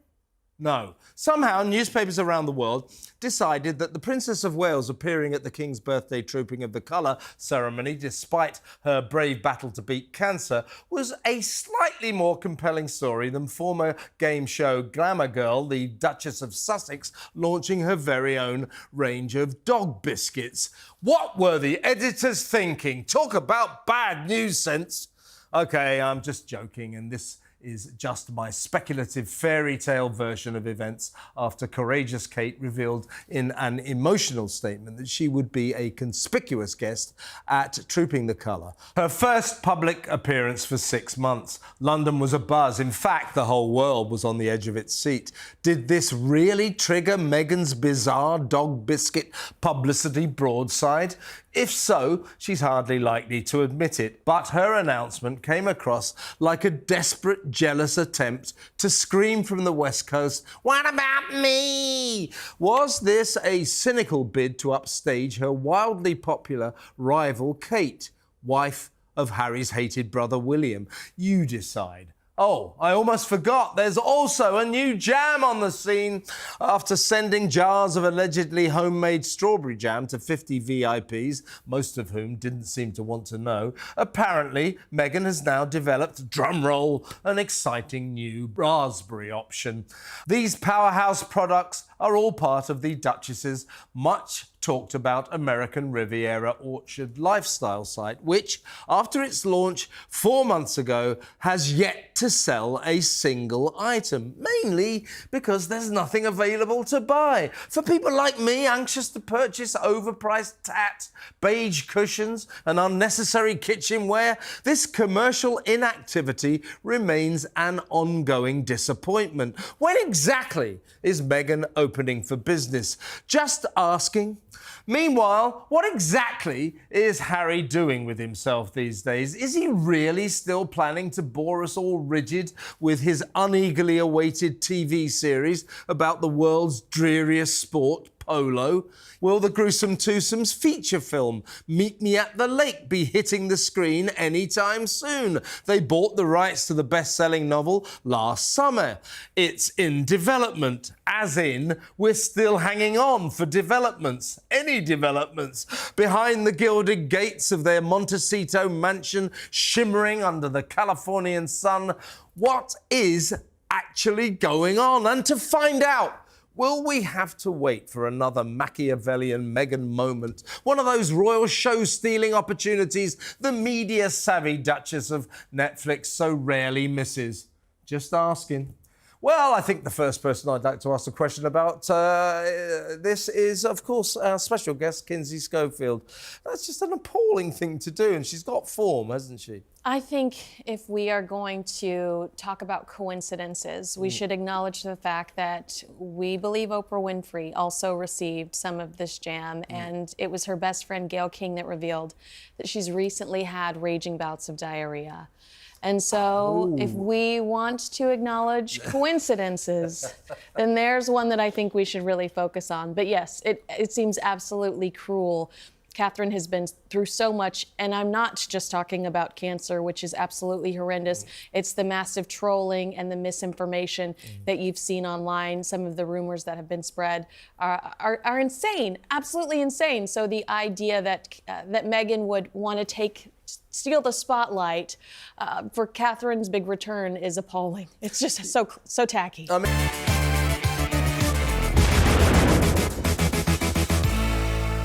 Meghan, Queen of California, and Harry, that British sidekick husband of hers, are planning a pretend royal tour of the whole damn world after the alleged triumph of the gruesome twosome's faux regal visit to Nigeria. The Duke and Duchess of Netflix appear to be going global. Reports of the couple's planet-wide odyssey emerged just as Meghan's heartbroken father, Thomas Markle, once again pleaded with his daughter to make a slightly less arduous journey, the 3-hour drive to his place, so he can finally see Archie and Lilibet, the grandchildren he has never even set eyes upon. With Charles also complaining about his distant relationship with Harry's kid, more of the grandpa's plight later. But back to their Montecito Majesties hitting the road in a major way on that grand tour. First up, they'll have to steer clear of Australia in case Harry's dad, King Charles, is there on his upcoming proper royal visit, as in official, as in on behalf of the British nation, as opposed to just a series of marvellous Meg-enhancing photo ops. Isn't it weird that two private citizens with no diplomatic function want to act as if there's any meaning to them turning up, waving to the crowds and beaming for the cameras? Why the hell do Meg and Harry want to do this? What on earth is achieved by their presence? A few nice pictures and, in the case of Nigeria, the jarring avoidance of the human rights atrocities that prosper there. For feminist Meghan, never to mention the female genital mutilation problem and the hundreds of kidnapped schoolgirls held for years as terrorist sex slaves, was no mean feat.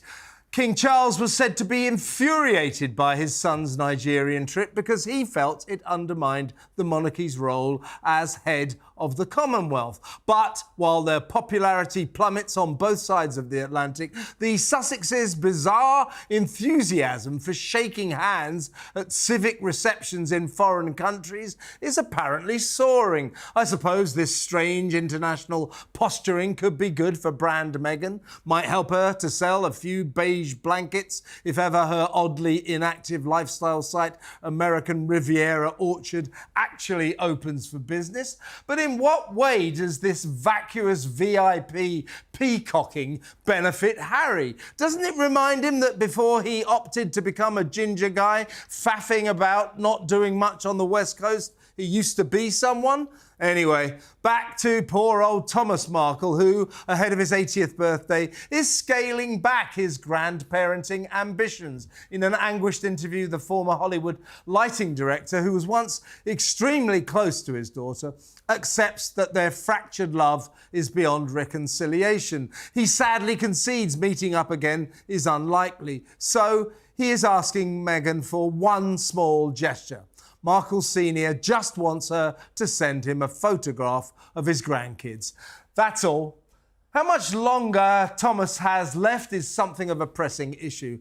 After 2 heart attacks prevented him from walking Meghan down the aisle when she married Harry in 2019, he has still yet to meet his royal son-in-law. Incredible.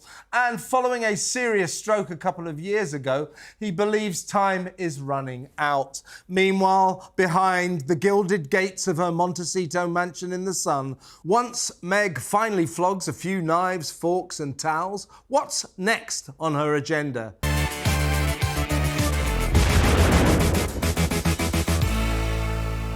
While Her Majesty Meghan, Queen of California, concentrates on homemade jam and her exciting new brand of rosé wine, her hapless husband, Prince Harry, appears to be turning into one of those needy celebrities who'll show up to the opening of an envelope. You name the awards ceremony and the desperate Duke of Sussex is likely to be there, usually without Meghan, who seems rather more selective about the Hollywood occasions with which she graces her regal presence. But is Is former military man Prince Harry really going to go through with accepting an honour expressly against the wishes of the mother of a late great American war hero? Wouldn't that be tone deaf on an epic scale? Will Harry actually ignore the pleas of heartbroken mum Mary Tillman, who does not believe the British royal is the right person to be handed the Pat Tillman Award at ESPN's Excellence in Sports Performance yearly gala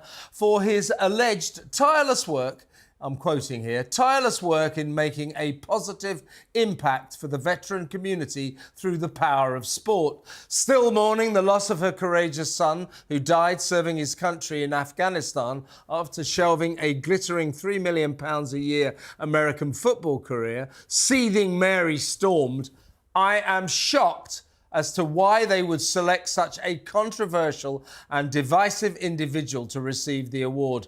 She says this very special honour should go to people who, and again I'm quoting, do not have the money, resources, connections or privilege that Prince Harry has.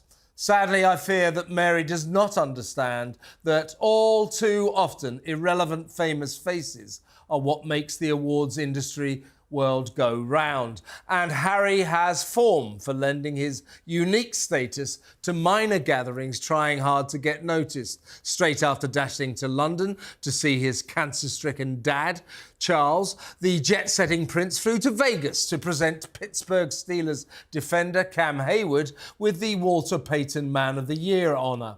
As his father was fighting for his life, Harry was in Sin City cracking jokes about Americans stealing rugby from the British.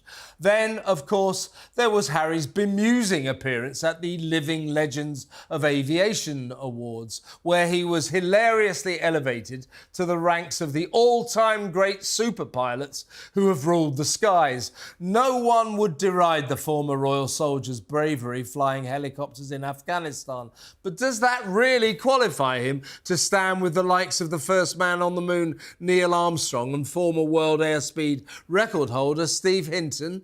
But there Harry was at the star-studded event at the Beverly Hills Hilton, beaming as he received his trophy from host John Travolta. Here, in line with the gushing guff surrounding his controversial ESPN gong, the Duke of Netflix was hailed as, I quote, "a humanitarian, military veteran, mental wellness advocate and environmentalist." Is Harry embarrassed by this ludicrous OTT praise, or does he revel in it? You decide. Meanwhile, back in Montecito, a major development. Add to the many items we may someday be able to purchase on Meghan's curiously inactive lifestyle site, American Riviera Orchard, rosé wine, which might help anaesthetise customers to the painful price of everything else. Launched 5 months ago, Ms. Markle's online store has yet to put a single thing up for sale. Let's hope she opens for business real soon. Then we can toast her big moment with a glass of Chateau Meg. Cheers!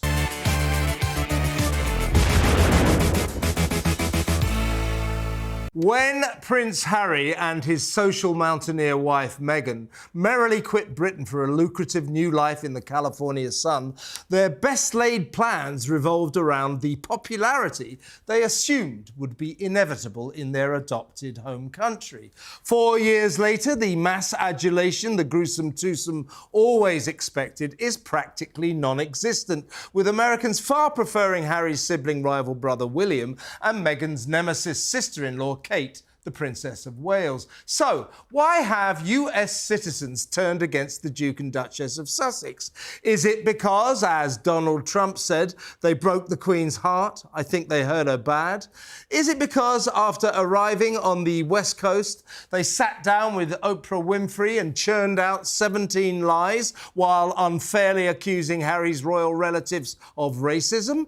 Is it because this pair of virtue-signalling alleged environmentalists so enthusiastically endorse net zero green zealotry while flying everywhere on private jets? Is it because people don't tend to appreciate privileged multi-millionaire hypocrites imperiously telling them, do as we say, not as we do.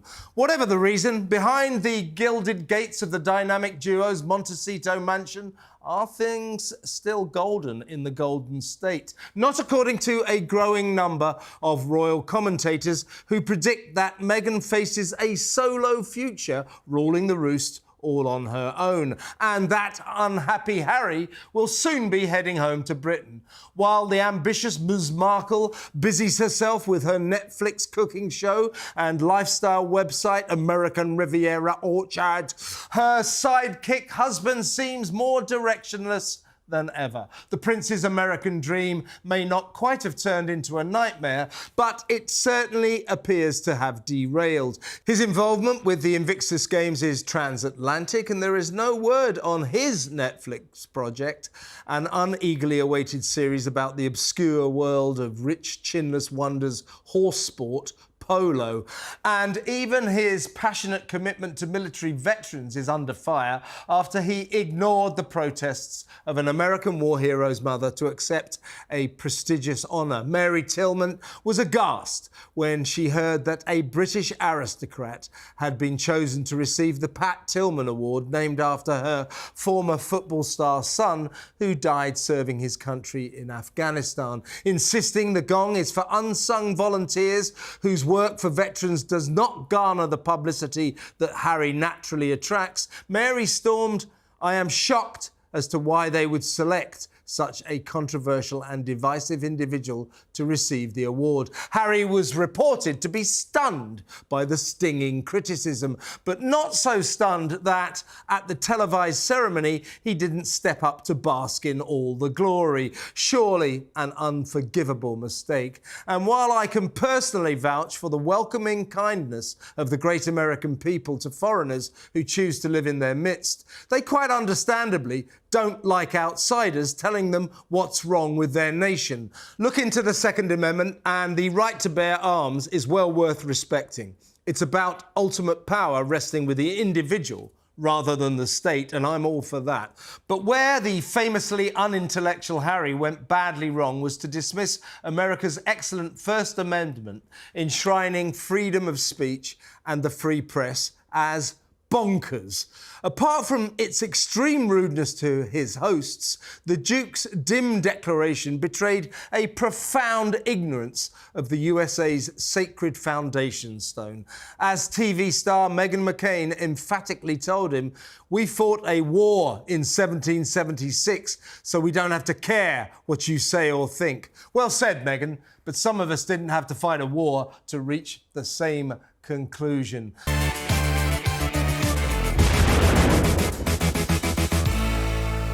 Downhill duo Meghan and Harry's plummeting popularity is accelerating into a full-blown mega crisis after a friend of the Duchess disgracefully accused Donald Trump of staging the assassination attempt on his life. Soon after Trump so narrowly escaped death in a hail of snipers' bullets, Meg's actress podcast pal Amanda Seales was on social media telling her 193,000 followers that the shocking rifle attack was a deliberate fabrication. While the wounded presidential candidate was being rushed to hospital with blood pouring from his ear and a hero father died protecting his family, Ms. Seales was busy insisting the horrifying carnage was fake. It was all made up. Tell that to the heartbroken wife and children of former Fire Chief Corey Comparatori, who threw himself across his loved ones to protect them and perished in the crossfire. "Where did the blood come from?" inquired Amanda angrily before claiming the red stuff streaming down Trump's face was clearly from theatrical blood pellets. She went on to declare that in New York's tough Harlem district, she'd heard enough guns going off to know that the sinister crack, crack, crack that brought terror to the Pennsylvania rally sounded like popcorn on the stove. Small Hands Trump would not respond by raising his fist in the air triumphantly were an actual attempt made on his life, concluded the star of HBO's hit show Insecure. What does she think? that Trump told a little spotty-faced, notoriously bad shot to hit his ear, but make sure he missed his head? Come on! Out of respect to courageous Corrie and the 2 other victims who were critically injured, Ms. Seals really should apologise. But will she? Don't bet the farm on it. What Meghan makes of her friend's sickening intervention, we can only speculate.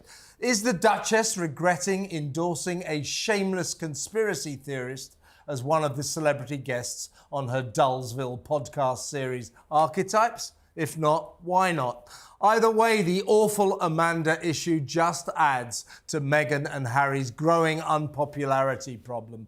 With the benefit of hindsight, is the Prince finally realising that accepting the Pat Tillman Award for military veterans against the express wishes of the late great American war hero's mother Mary was a massive mistake?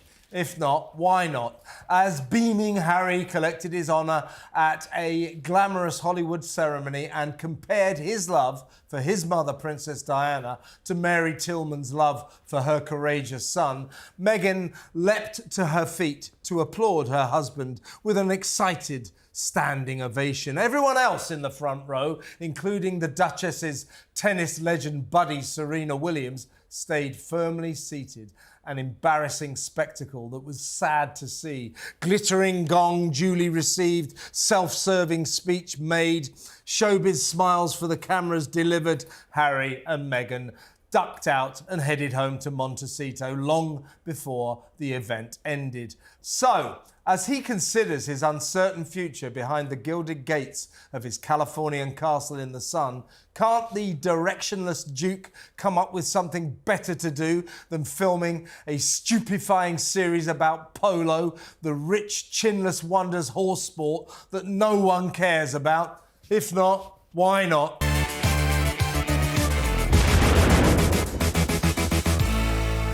Looks like Meghan is going to have to get used to life without her prince. Homesick Harry is reported to be planning a lengthy olive branch trip to Britain in a bid to patch things up with the royal family. Good luck with that. But while the ginger whinger gets short shrift from his furious estranged brother William, his American wife will be conspicuous by her absence. The Duchess, we're told, will be too busy working on her lifestyle site, which she launched in March, but has yet to open for business. Arguably, more to the point, she apparently dreads the grim prospect of being heckled by booing Brits who loved her once, but now regard the self-styled Queen of California with a suspicion bordering on contempt. But is there more to this prolonged separation than meets the eye? Could it be that the gruesome twosome's fairy tale marriage is on the skids? The speculation is, to say the least, fevered. We keep being regally informed just how up to her neck Meghan is with American Riviera Orchard, the online sales room that has so far failed to flog a single item.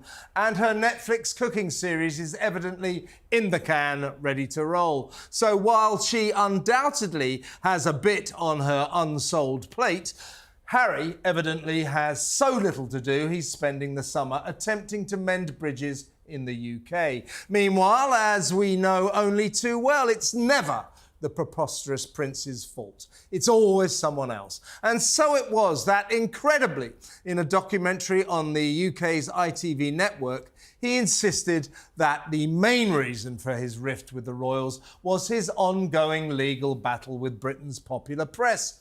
Nothing to do with implying his relatives are a bunch of racists, then. Nothing to do with the relentless volley of hurtful revelations in his spiteful little book Spare, then. Nothing to do with branding the king a skinflint for cutting him off from the bank of daddy. Nothing to do with dissing Kate and upsetting William so much he will almost certainly never speak to him again. Congratulations to Harry for this epic feat of self-exoneration, deflection on a breathtaking scale. Unless this privileged little man in his Montecito mansion in the sun can see that in some way his appalling behaviour since quitting royal frontline duties might just be the cause of this bitter transatlantic feud, there is no chance whatsoever of repairing the damage. In other news, The announcement that the 2027 Invictus Games will be held in the UK's second city of Birmingham was swiftly followed by the revelation that Meghan is unlikely to attend. Doubtless,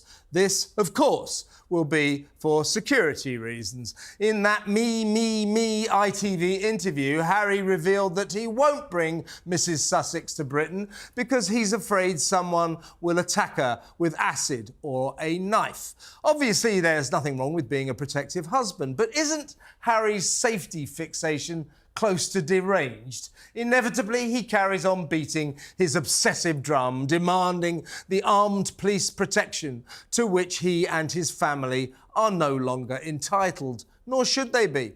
Why should British taxpayers foot the bill for providing gun guards to occasional visitors from California? No thanks. But hey, the Birmingham Invictus Spectacular is not for another 3 years. So here's the big right royal question. Will Harry and Meghan even be together then?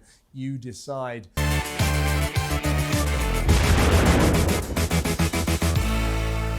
The dramatic moment Meghan Markle furiously attacked Prince William, the shock revelation that Harry no longer talks to his father Charles, and the self-styled King and Queen of California regally announcing they're off on their second strange pretend royal tour, this time to Colombia. No one knows why. Welcome to the latest weird week in the soap opera, otherwise known as the bizarre lives of the Duke and Duchess of Sussex. Whatever happened to their Montecito Majesty's plans to maintain a low profile? Not their fault, to be fair, that a bombshell new book has laid bare the tinderbox tensions that simmered towards boiling point amid the fractious preparations for the gruesome twosome so-called fairy tale wedding in 2018. Respected author Robert Jodson's book, The Princess of Wales, the biography, chronicles how an explosive exchange was the turning point, and ever since then, it has been downhill all the way. It was the shocking Meghan moment when a horrified Prince William realised that no good would come of her romance with his brother Harry. Her features twisted with rage, the American actress rounded on Wills and hissed, "Take your finger out of my face." The astonishing confrontation unfolded after William branded his brother's fiancée rude for suggesting that pregnant Kate was suffering from baby brain. The enraged Princess of Wales responded, "You don't know me well enough to talk about my hormones." Humiliated Meghan was crushed. Things were never the same again. 6 years later, the rancid relationship between the Sussexes and the British royals has declined into a frozen wasteland. America's People magazine, Meghan and Harry's favourite publication in which to filter out information, is reporting that King Charles no longer takes his youngest son's calls and won't reply to his desperate letters. Translation: the seething sovereign has reached the end of his tether. The normally mild-mannered monarch has had enough of Harry. The final straw was the Ginger Whinger's extraordinary claim on British TV that the late Queen is fervently supporting his legal war against the popular press from beyond the grave. At Buckingham Palace, this space cadet nonsense was dismissed as tasteless garbage. And as security-obsessed Harry carries on insisting that it's too dangerous to bring his family to the UK, the King is resolved to the sad fact he may never see his grandchildren Archie and Lilibet ever again. But evidently, Harry has no safety fears about notoriously hazardous Colombia, where the Sussexes will be embarking on their next pretend royal tour, following on from their risky trip to similarly menacing Nigeria. In South America, we're told the dismal duo will be lecturing bemused locals on, and I quote, cyberbullying online exploitation, and the mental health impacts of those threats.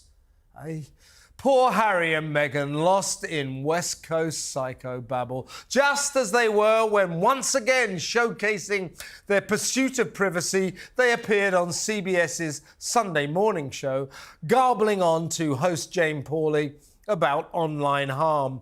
Meghan, We can see what's happening in the online space. There's a lot of work to be done there. Right. Harry, we've got to the stage where almost every parent needs to be a first responder, and even the best first responders in the world wouldn't be able to see the signs of possible suicide. OK, then. What the hell are they both on about? Answers on a postcard, please.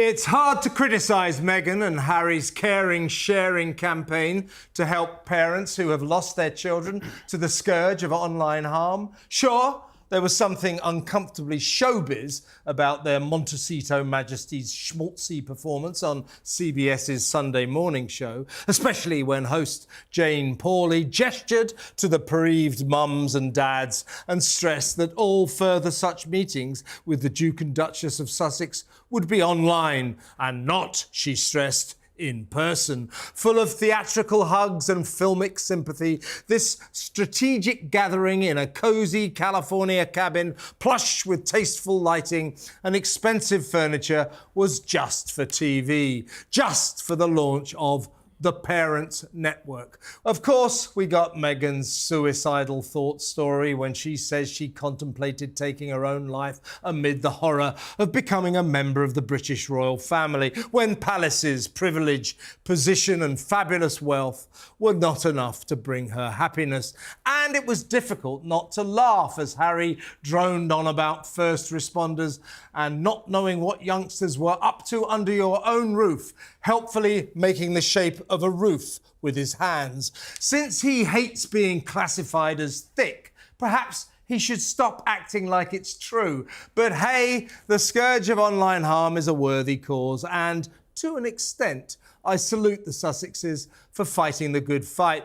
But here's the thing. How come they care so much about parents they don't know, but don't seem to care much about the parents they do know? As in their parents. Where is the caring in Meghan's continuing cold cruelty to her once doting dad, Thomas Markle? 6 years on, heartbroken Thomas has not even met his regal son-in-law and has never seen his grandchildren, Archie and Lilibet. Meanwhile, Harry refuses to bring his family to Britain because he insists that without the armed police protection to which he is no longer entitled, it's just too dangerous, which in effect means King Charles also doesn't get to see his grandkids, a sad situation that has left him devastated. How is Harry able to be so caring about parents enduring online harm, but so uncaring about his dear old dad enduring estrangement from Archie and Lilibet? So this is the problem with the Duke and Duchess of California. Double standards. Meghan, quite rightly concerned about the bullying of children on social media, stands accused of being a bully when she was reported to have made life hell for cowering palace staff during the time when she was a full-time British royal. The results of an external investigation ordered by the Queen have never been published. Make of that what you will. Shameless Harry blaming everyone else for the widening rift between him and his regal relatives, the evil press, his legal war with the newspapers, William and Kate disrespecting Meghan. You name it, it's never his fault.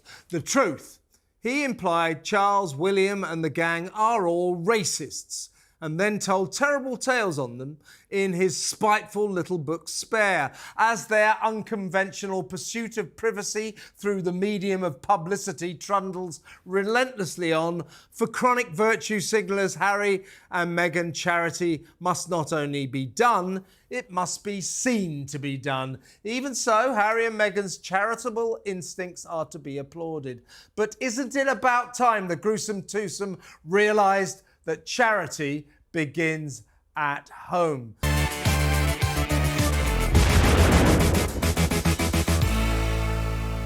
Meghan Markle and Prince Harry have sensationally split up after their American dream turned into a nightmare amid the dramatic collapse of their business empire. The runaway couple's royal fairy tale is over as Harry begs forgiveness from his father, King Charles, and Meghan calls time on her shattered romance with the British prince who never felt quite at home in the harsh glare of the California sun. The devastated Duke and Duchess of Sussex have asked for privacy as their lawyers negotiate the divorce settlement and work out the arrangements over their children, Archie and Lilibet. OK, none of this has happened. It's merely speculation, fanciful perhaps, but a prediction nevertheless of a grim potential future for the gruesome twosome if things carry on unravelling in the alarming way that they have been recently. As I so often am, I could be wrong. Perhaps the not-so-dynamic duo will find solace in each other's arms, their enduring love, a merciful comfort in an uncaring world that is turning against them. I genuinely hope so. But somehow, I can't imagine that Meghan will react well to news that their $100 million Netflix contract is on the rocks and unlikely to be renewed when it ends next year. I'd also hazard a guess that she's less than thrilled with reports by showbiz industry experts that this has been one of the worst deals in Hollywood history. In other bad news, the streaming giant's bosses are said to be unenthusiastic about Ms. Markle's cooking series, which apparently they have dismissed as, and I quote, not expected to connect. They are similarly gloomy over the prospects for Harry's series on Polo, which, as far as we know, is still in production. Sadly, no one cares about chinless wonders falling off horses, least of all in egalitarian America. Meanwhile, launched way back in March, Meg's much-hyped lifestyle site, American Riviera Orchard, has yet to open for business. Nothing has been sold because, after nearly 6 months, nothing is on sale. And as for the Sussex double act's weird pretend royal tours, why bother? What are they for? After their trip to Nigeria left us all searching for the point, their vacuous visit to Colombia had to be seen to be barely believed, gawping at traditional dances, banging drums, meeting local dignitaries, all fabulous photo opportunities.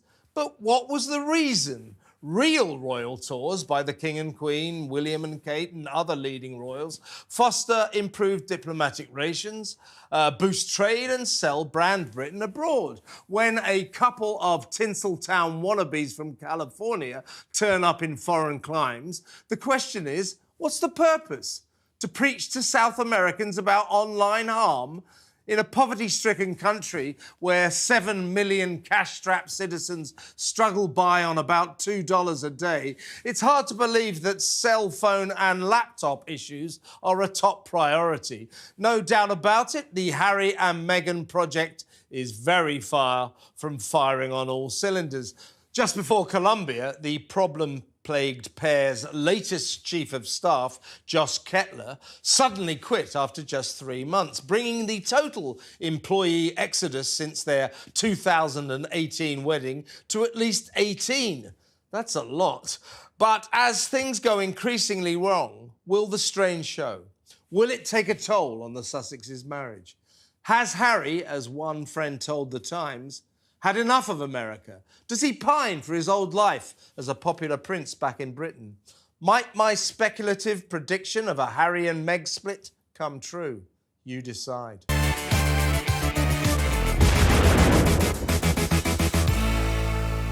First, we learn that, dissatisfied with his empty life in America, restless Harry has been exploring the possibility of a partial return to frontline royal duties in Britain. Then, incredibly, we're told that the petulant prince will not rejoin his long-suffering family until he receives an apology from his estranged brother, William. For what, exactly? If these stories are true, I suggest that the Ginger Whinger needs psychiatric help. He is clearly lost on planet Harry, an alien otherworld where sentience and logic cannot survive. No one wants him back, and there's zero chance whatsoever of William ever saying sorry. Why the hell should he? But if Harry does succeed in his ludicrously optimistic mission to once more grace the UK with his regal presence, Make no mistake, Meghan Markle won't be at his side. She hates Britain, and frankly, its feelings mutual. What long periods of separation could mean for the unsettled couple's marriage is anyone's guess, but the portents are far from encouraging. With Meghan in Montecito and Harry in London, would the Duke and Duchess of Sussex's relationship last? You decide. That said, the famously forgiving King Charles is apparently willing to consider his youngest son's readmission to the fold.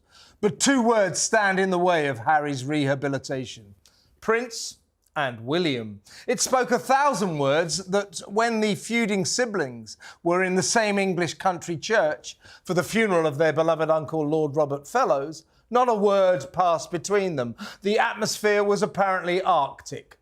"United in grief," screamed the newspaper headlines. But they weren't united. And if William has his way, they never will be again. And while the famously soft-hearted King Charles would love nothing more than for an end to his son's bitter war, he will defer to William, who, as heir to the throne, believes that excitable, loose-tongued Harry represents an existential threat to the very institution of the British monarchy. The Prince of Wales feels that the brother to whom he was once so close cannot be trusted with confidences, and that his tendency to emotionally blurt out his anger and frustrations is seriously damaging to royal dignity. So where does this leave hapless Harry? Between a rock and a hard place, with an American wife who covets fame and fortune in Hollywood and a British brother who won't let him come home. Here's the problem. The dithering Duke of Sussex seems to suffer from the grass is greener syndrome. When social mountaineer Meghan lured him across the Atlantic, the grass was greener in America. Even greener when they signed massive money deals with Netflix and Spotify. 4 years on, now that the bucket of spite the gruesome twosome poured all over the royal family is empty, one of those deals has been axed and the other is on life support, reduced to embarking on ridiculously pointless pretend royal toils, and basically with sod all to do. Suddenly, Harry looks back at Britain and guess what? The grass looks greener. So, is he homeward bound? Is he hell? In his childlike manner, haughty Harry is used to getting his own way. But this time, he's out of luck. To this entitled, overgrown schoolboy, the grass in little old England may be greener, but it is also strictly forbidden. Strong-willed Wills is not prepared to forgive and forget Harry's constant attacks. On their father for being mean and unloving, on the entire Windsor clan for their alleged racism, but especially on his wife Kate, the Princess of Wales. So, Harry, looks like you're stuck on the West Coast where the sun-scorched grass is brown, not green. With Meghan, Queen of California. Good luck with that.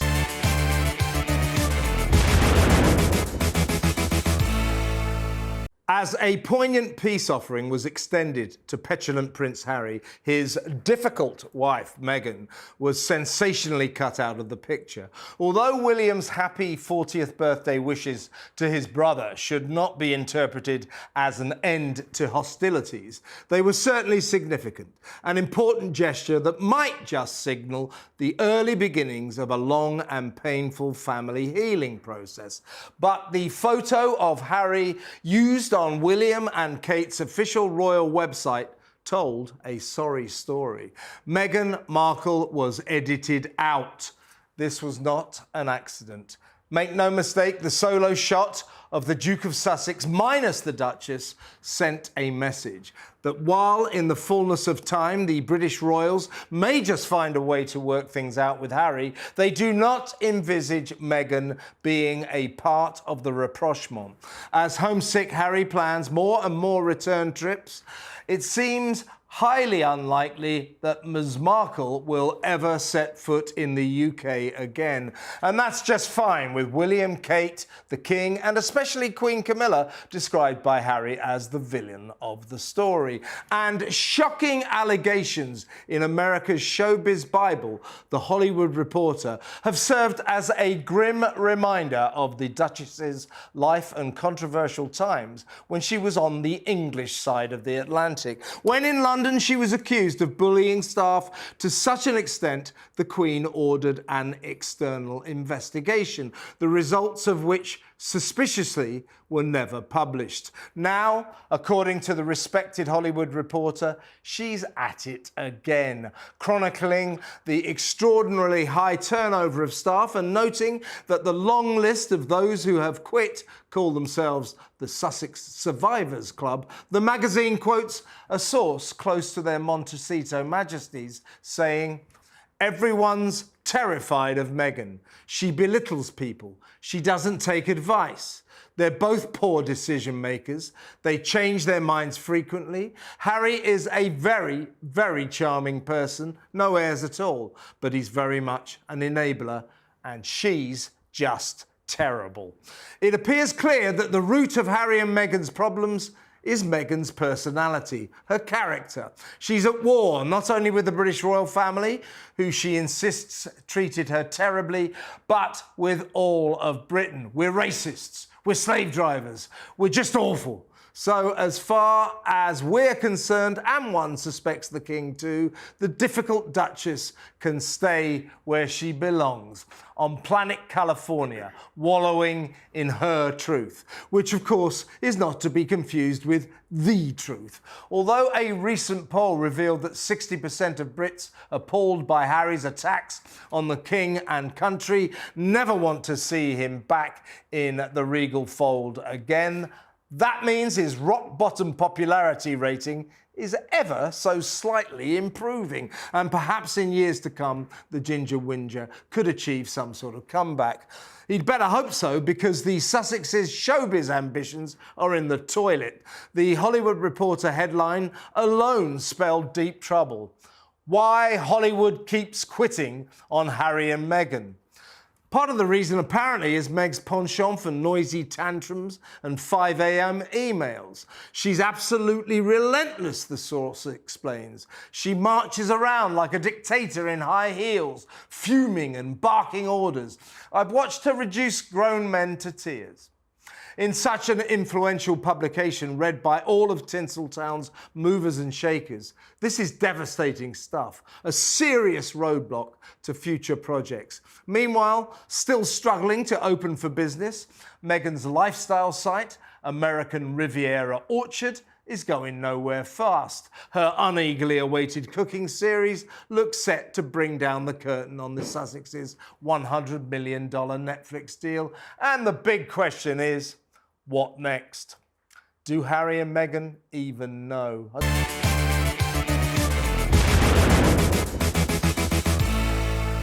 Another massive mistake by Meghan Markle, whose astonishingly naive response to a minor setback has created a career-crushing crisis. As a result, Meghan and Harry's showbiz ambitions are all washed up. In the pitiless bear pit of Tinseltown, the Duke and Duchess of Sussex are finished. Why? Because Meghan just couldn't let it go. Because she clearly has yet to learn that when you're in a hole, stop digging. After the respected Hollywood Reporter published extensive claims by former employees that the ex-game show glamour girl is a bullying dictator in high heels who stages noisy tantrums and reduces grown men to tears, here's what she should have done. Nothing. But here's what she did. Mounted a major counterattack in a bid to persuade the public that the multiple Duchess difficult allegations were all lies. This forced Hollywood Reporter editor Maya Roshan onto the widely watched American TV show Access Hollywood to defend his story and reveal that his journalists had interviewed 11 of Harry and Meghan's former workers and one who is still on their payroll. At this dangerously low point, Meghan really should have bowed out, let it ride, and wait for the storm to pass. But no, she was determined to dig herself ever deeper into trouble. Suddenly, the new edition of the gossip mag Us was full of gushing guff about what a wonderful boss Meghan is. Sources close to her disclosing that, and I quote, "The Sussexes water the seeds so that we can flourish." Pass the sick bag. Who talks like that? Contrary to everything we've heard on both sides of the Atlantic, apparently Meg and Harry are a caring couple who give their grateful underlings old baby clothes and fresh flowers. Yeah, right. No, wrong, it soon transpired. With the bee's nest unwisely poked, the marvellous Meghan mirage swiftly evaporated when the Daily Beast hit back with more tales of horror, maintaining that she is, in fact, a demon prone to psycho moments. Ouch. Here's the thing. When she saw the Hollywood Reporter article, she must have known that it wasn't a total fabrication. Therefore, she should have put up and shut up. But now her mania for image polishing has propelled the bully narrative into perpetual motion and enshrined it in the minds of the entertainment industry's movers and shakers. Having made a manageable situation unmanageable, Meghan has succeeded in getting herself onto Hollywood's unwritten blacklist, filed under "Don't touch with a barge pole." Meanwhile, Prince Harry spends more and more time on his own, but his wife has plunged him into one more mess by putting his British royal name to Meghan's grandiose call for all Americans to vote in the presidential election. Harry has alienated himself on an epic scale. As a foreigner who is not even allowed to participate in US democracy, what the hell has whether or not citizens decide to vote got to do with him? One angry social media critic posted, "Harry, you have no place involving yourself in American politics. Go home, Harry, and straighten out your own business. Stay out of ours. We don't want to hear you." Quite. Meanwhile, the jet-setting Duke, whose virtue-signalling commitment to saving the planet does not extend to reducing his frequent flying, is making yet another solo trip back to Britain. Nevertheless, the unsettled prince insists he is not about to quit the States on a permanent basis. But with a wilderness of nothing much ahead, how will Harry fill his future? And what will Meghan do? For the dynamic power couple whose mission to change the world has dissolved into a directionless funk, these are uncertain times.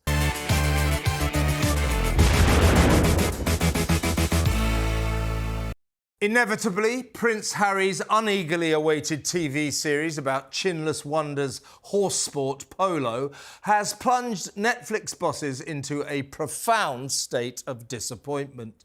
Their private verdict? Dullsville.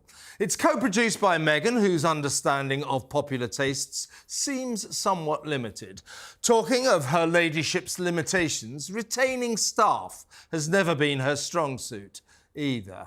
Incredibly, amid the constant procession of rapid resignations, 19 so far and counting, yet another key employee has just deserted the sinking ship. Farewell then, Archwell's global communications chief, Ashley Hansen, who in her departing statement made it clear that she loved working for the Sussexes. Yeah, loved it so much, she quit. But back to Harry's equine TV spectacular, which insiders say is off-the-scale dreary.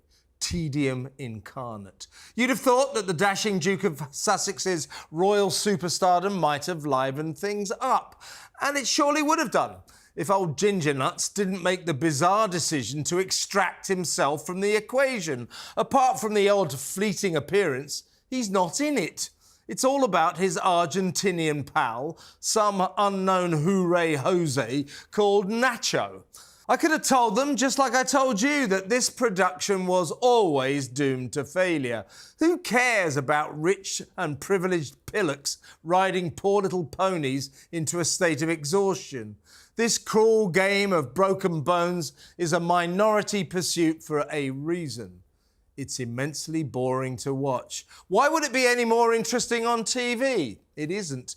But it is Harry's evident misunderstanding of his $100 million deal with the streaming giant that points to the problem. The ratings chasers at Netflix don't give a damn about Polo. Still less do they give two hoots about the obscure Nacho Figueres. They want the royal guy to be front and centre, his regal presence pulling in the crowds. Instead, they're lumbered with the Nacho show, and it now seems certain that Harry and Meghan's big money contract is in its final furlong, galloping towards the finishing line, the end. Meanwhile, the peripatetic prince has been in London and South Africa for the latest of his increasingly numerous solo tours, amid reports that he has decided on a professional divorce from Meghan. In a desperate bid to restore the popularity he once enjoyed, Harry is staging more and more appearances on his own. Frankly, the less he's seen with his wife, the better for his image. Yes, the Duchess of Sussex has her fans, but even she would admit she divides the room. To some, she is toxic, a turn-off, a magnet for negative publicity. Witness her losing battle against the Hollywood Reporter as she endeavoured in vain to discredit stories that she's a bullying dictator in high heels who reduces grown men to tears. The Duchess' difficult narrative is not a good look. And as everyone in showbiz knows, bad PR rubs off. Adrift in an entertainment industry he clearly can't comprehend, hapless Harry appears to have at least learnt this basic rule. Despite his many sins against the royal family, the dim Duke is an amiable enough bozo. While dismantling Meghan's carefully constructed reputation, the Hollywood Reporter's quoted sources described Harry as a very, very charming person, but also very much an enabler. In other words, he still lives by his notorious slogan, "What Meghan wants, Meghan gets." Nevertheless, could it be that the unsettled prince is now putting himself first and distancing himself from a worrisome wife who on the global stage has led him astray?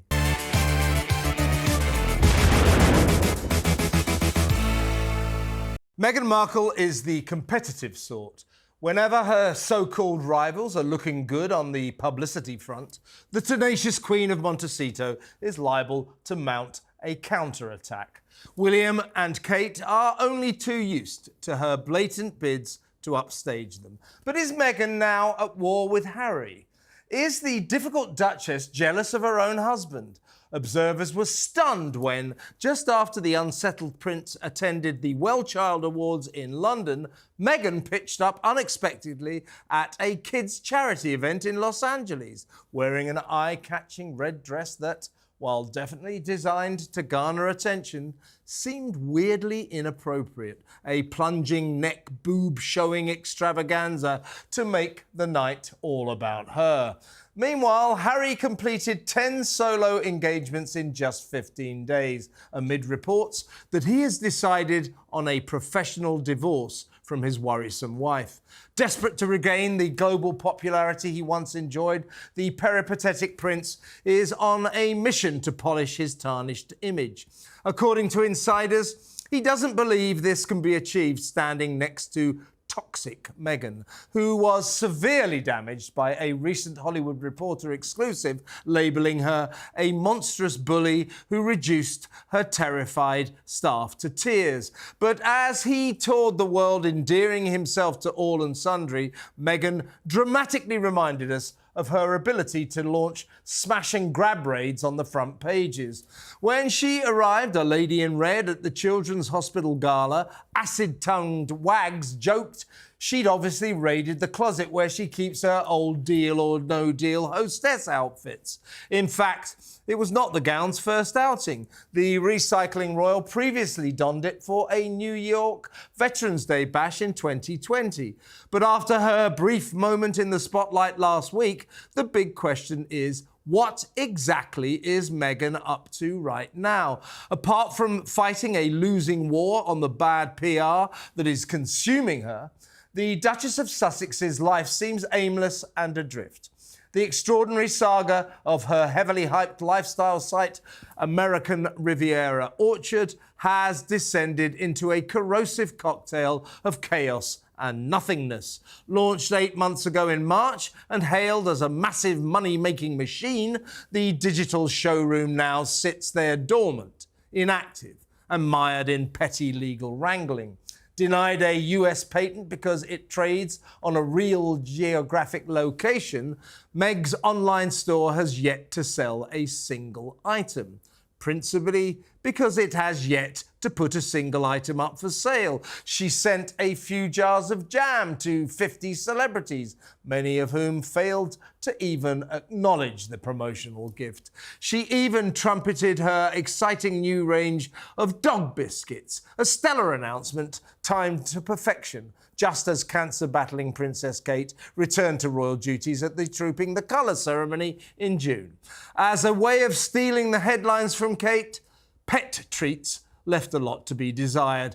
But while she's not quite the communications genius she thinks she is Meghan now aiming her public relations guns at Prince Harry? If so, I've got bad news for her. He's royal. She's only vaguely semi-royal. He wins. The dim Duke is a bit of a self-obsessed oaf whose thoughtless antics have hurt his father and his family in Britain, but he remains fifth in line to the throne, and that will always make him more interesting than a moderately successful Californian actress who married well. The charge is that High and Mighty Ms. Markle has ideas above her station. True or false, fears are growing that their Montecito Majesties' increasingly separate professional lives may soon spread to their private lives. Could the problem-plagued couple's professional divorce just be the start of an all-round breakup? You decide.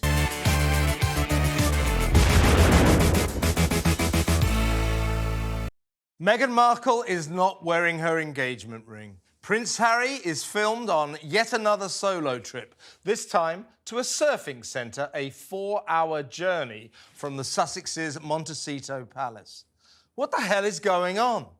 As talk of a Harry and Meghan marriage split reaches fever pitch, it is being reported that a trial separation is imminent. Now the problem-plagued couple are under increasing pressure to, at the very least, clear the air. Unless they take steps to stop the speculation, things can only get worse.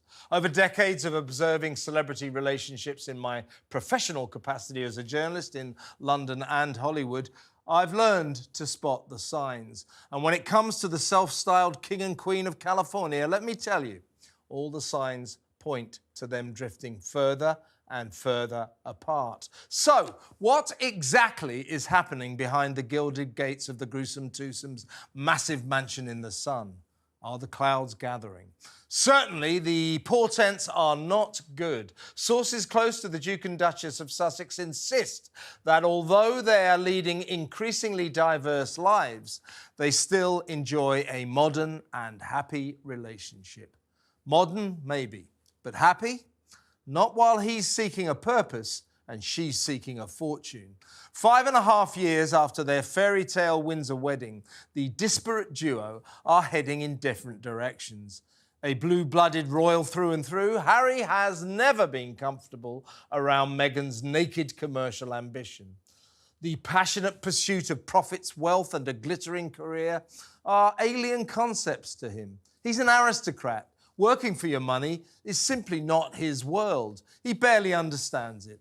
In stark contrast, Meghan remains desperate to make it big in showbiz, to be a major Tinseltown mover and shaker. Harry, meanwhile, looks back on 3 years of, at best, checkered American success, at worst, abject failure, and is reverting to type, concentrating on charity work and worthy causes.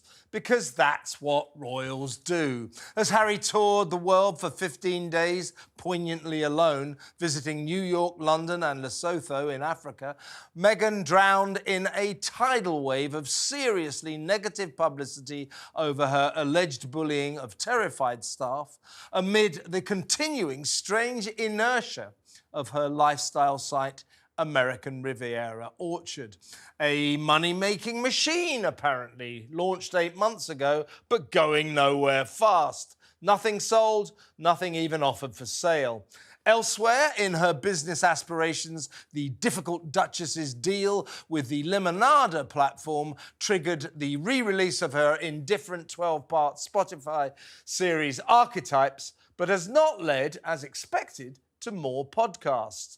She and Harry purchased the film rights to the best-selling novel Meet Me at the Lake for £3 million. But so far, not even a hint of a movie. With everything around them stalling, you might have thought that it would be all hands to the pump to get it all going again. So what was Harry doing riding waves at a so-called surf camp in the California town of Lemoore, a lengthy schlep inland from Montecito? And why isn't Meghan wearing her engagement ring? On the latest of her Lone Star appearances in LA to celebrate International Day of the Girl, whatever that is, the $200,000 three-stone diamond sparkler was conspicuous by its absence. What do we read into that? And what do we read into the fact that Harry appears to have splashed out on a luxury villa in Portugal, close to where his cousin Princess Eugenie has a home? Is it so that the Sussexes can secure golden visas to allow them unrestricted residency rights in Europe? In which case, are they contemplating abandoning their tainted American dream? Or is it just because the Portuguese coast is waves up heaven where the surfing is just great? You decide.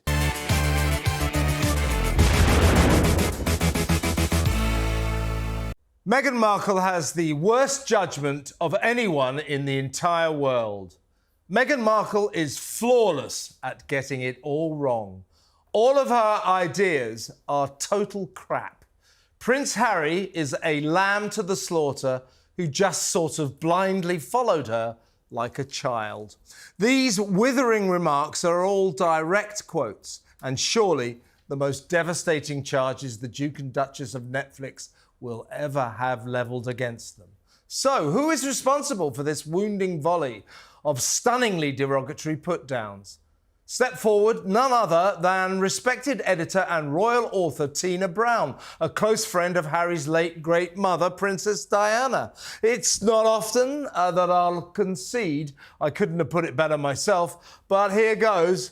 I couldn't have put it better myself. With her harsh but undeniably accurate assessment of a couple who promised so much but achieved so little, straight-talking Tina has hit the nail punishingly on the head. Everything their Montecito Majesties have done has gone wrong. Even Megxit, their undignified dash for so-called freedom, was horribly mishandled, suddenly quitting Britain, sloping off to Canada like a pair of furtive fugitives on the run, and turning what should have been a manageable drama into a major crisis. Former Vanity Fair Supremo Brown, whose royal books, the Diana Chronicles and the Palace Papers Inside the House of Windsor, The Truth and the Turmoil, were instant bestsellers. Also dismissed Harry as a very impetuous man who courtiers always thought would reject the straitjacket of royalty. And she condemned his post-royal life as a disaster all round. It's hard to argue with any of Miss Brown's observations, and it feeds into what I've always said all along, that the oft-stated view that Meghan is dazzlingly brilliant and poor Harry is as dim as a broken light bulb is as unfair as it is untrue. Sure, it's only too painfully obvious that the less-than-academic prince is no Einstein. But here's the deal. Nor is Meghan. Seems to me the former game show hostess isn't much brighter than her thick husband. And therein lies the problem. She's not very clever, but she sure as hell calls the shots. And he does what he's told. Sadly, events have proved that, as Tina Brown so eruditely declared, all of Meghan's ideas are indeed total crap. The massive multi-million-dollar deals she and Harry sealed with Spotify and Netflix were impressive. But Meg's pathetically poor podcast series Archetypes was a nauseatingly worthy crime against entertainment. So tedious it hurt. Hence, Spotify cancelled their $20 million contract PDQ, with one boss calling the Duke and Duchess shameless effing grifters. And as for the $100 million the Sussexes got from Netflix, after they'd finished insulting the royal family, calling them racists, and accusing bemused Brits of feasting on the evil profits of slavery, their creative reserves ran hopelessly dry. And since then, it's been downhill all the way. No one cares about Harry's upcoming horse programme that in December will treat Netflix viewers to everything they never wanted to know about Chinless Wonders sport polo. And the streaming giant's bosses are so excited about Meghan's cooking show, they haven't even scheduled it. And don't get me started on the Duchess's alleged money-making machine lifestyle site, American Riviera Orchard.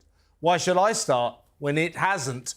Launched in a blaze of publicity 8 months ago and now mired in a mess of legal wrangling, it still isn't open for business. So if you're looking for an overpriced beige towel, you're out of luck. Meanwhile, the book they bought the film rights to remains just a book. As their decline and fall into an empty kind of nothingness continues apace, the dismal duo are delivering a textbook lesson in how to get it all flawlessly wrong. Relentlessly on and on their failure goes.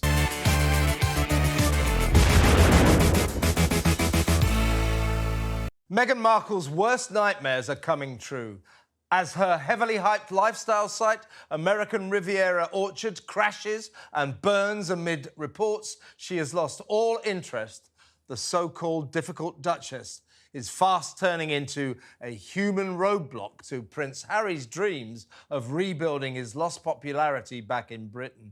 Scheming Meghan led her hapless husband astray like a lamb to the slaughter because he is hopelessly naive and so unschooled in the ways of the world that it's doubtful he even knows how to book a table at a restaurant. Now Harry is all at sea, in a quandary, desperate to regain his shiny star status, but unable to do so unless he leaves his troublesome wife on the West Coast and returns to his home country alone.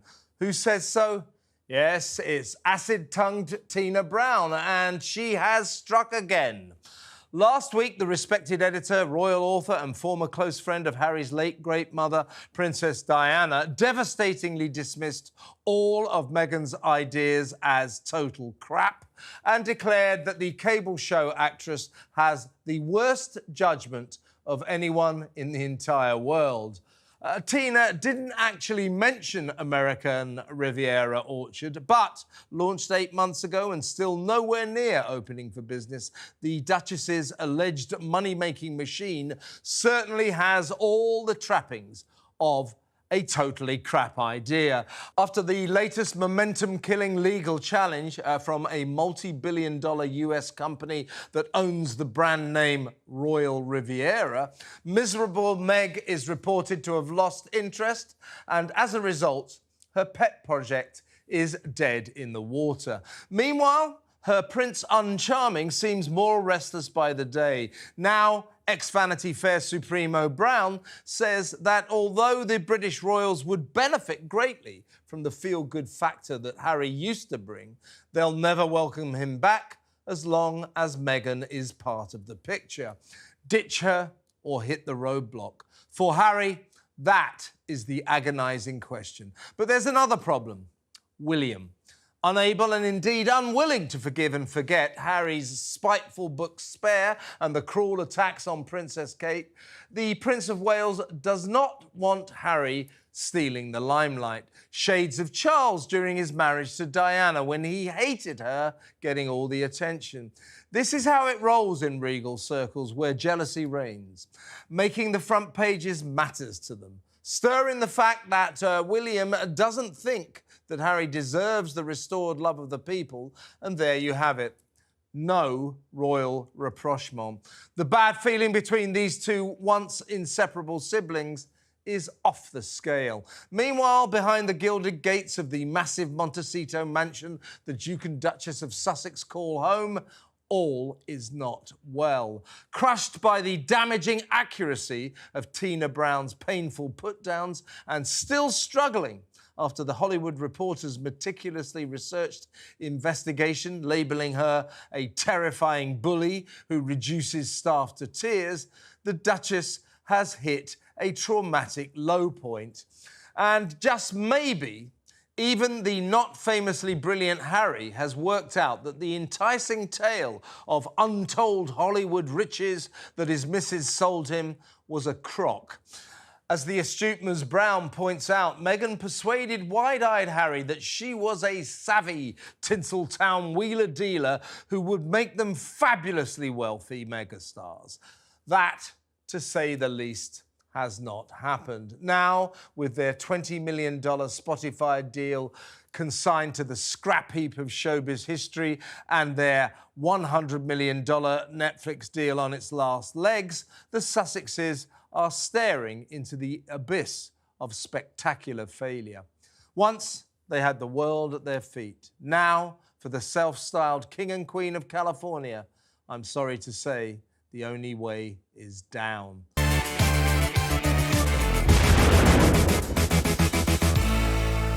Meghan Markle is a cold, rude, fake woman who is pretending to be someone she isn't, and Prince Harry is finally waking up to the terrible truth. Who says so? Her brother, Thomas Markle Jr. In an exclusive interview with little old me, the Duchess of Sussex's seething sibling said that after what she's put their father through, he wouldn't let her within 50 feet of him. It was my first encounter with Thomas Jr., and I found him to be an open and eminently likeable guy. The kind of straightforward, decent, no-nonsense American I often met when I lived in Los Angeles back in the 90s. And that's why I believe he finds his estranged half-sister's ruthless behaviour so hard to understand. I wouldn't want to be like Meghan. She's the oddball, he declared. Tom believes that Meghan banning their dad from meeting his grandchildren is unforgivably cruel. And he feels for King Charles, who also never gets to see Archie and Lilibet. As we chatted on my talk show, The Political Asylum, Tom revealed for the first time why his dad was never going to attend Meghan and Harry's Windsor wedding in 2018.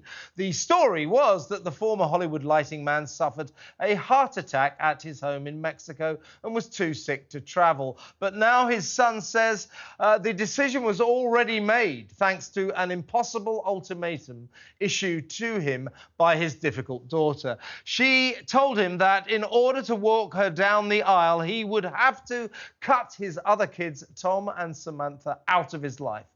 Thomas Sr. refused, and the rest is history. Tom Jr. said to me that he wasn't at all surprised by the Hollywood Reporter investigation labelling Meghan a bullying employer who terrifies her staff and reduces grown men to tears because, he says, she is cold, rude and fake. And he predicts the Sussexes' marriage is doomed because Meghan is an actress playing a part. You can only play a character for so long until somebody sees the real you. Harry is finally waking up to what's in his life, said Tom. So, what is in Harry's life? Is it a snobbish fraud who is somehow embarrassed by her down-to-earth American family? A social mountaineer who was never going to allow her folks to mix with British royalty because perhaps they would reveal that she's not exactly from the top echelons of high society. In other news, author Robert Hardman's newly updated book, Charles III, New King, New Court, The Inside Story, lifts the lid on Harry's lies, claiming, for example, that he was informed of the Queen Mother's death in a curt call from a courtier while he was an Eton schoolboy. He was actually in Switzerland skiing with Charles and William. Also, Palace staff remain furious at the petulant prince's contention that they did nothing to help Meghan adapt to her new British life. Far from ignoring her, they went out of their way to make the American actress feel at home, even providing her with extra staff. It is Harry's debatable version of events in his spiteful book Spare that has led to the King's current standpoint in not answering his son's calls or replying to his messages. Charles fears that Harry is a liability because of his tendency to publish accounts of private conversations, some of which, a royal insider told Hardman, have been, shall we say, wrong. Meanwhile, to add to King Charles's problems, there's that other difficult duke, as in the disgraced Duke of York, Prince Andrew, who has been deprived of his £1 million a year allowance, his 10-man security squad, and now faces eviction from the Royal Lodge in Windsor as the sovereign seeks to crack down on his awful brother. So, if things aren't going too well for you, seek solace in this. It could be worse. You could be Randy Andy.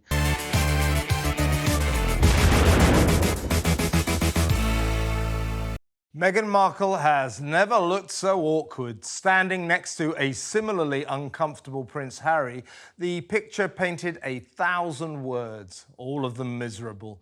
On the plus side, the gruesome twosome were at least with each other for a rare moment of public togetherness. But if their video to promote online protection for children was in part to quash increasing reports that their marriage is on the rocks, mission emphatically not accomplished. They appeared, to put it mildly, less than happy. Warmth was conspicuous by its absence. Why?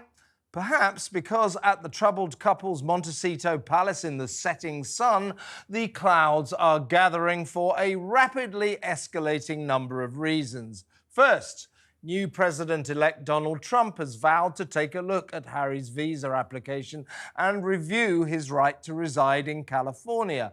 Could this be the beginning of the end for the British royals' American dream? Now, fueling rumours that a marital split is imminent, Harry has staged yet another of his solo appearances, surprising the crowd at the Pat Tillman Foundation Honours Gala in Chicago.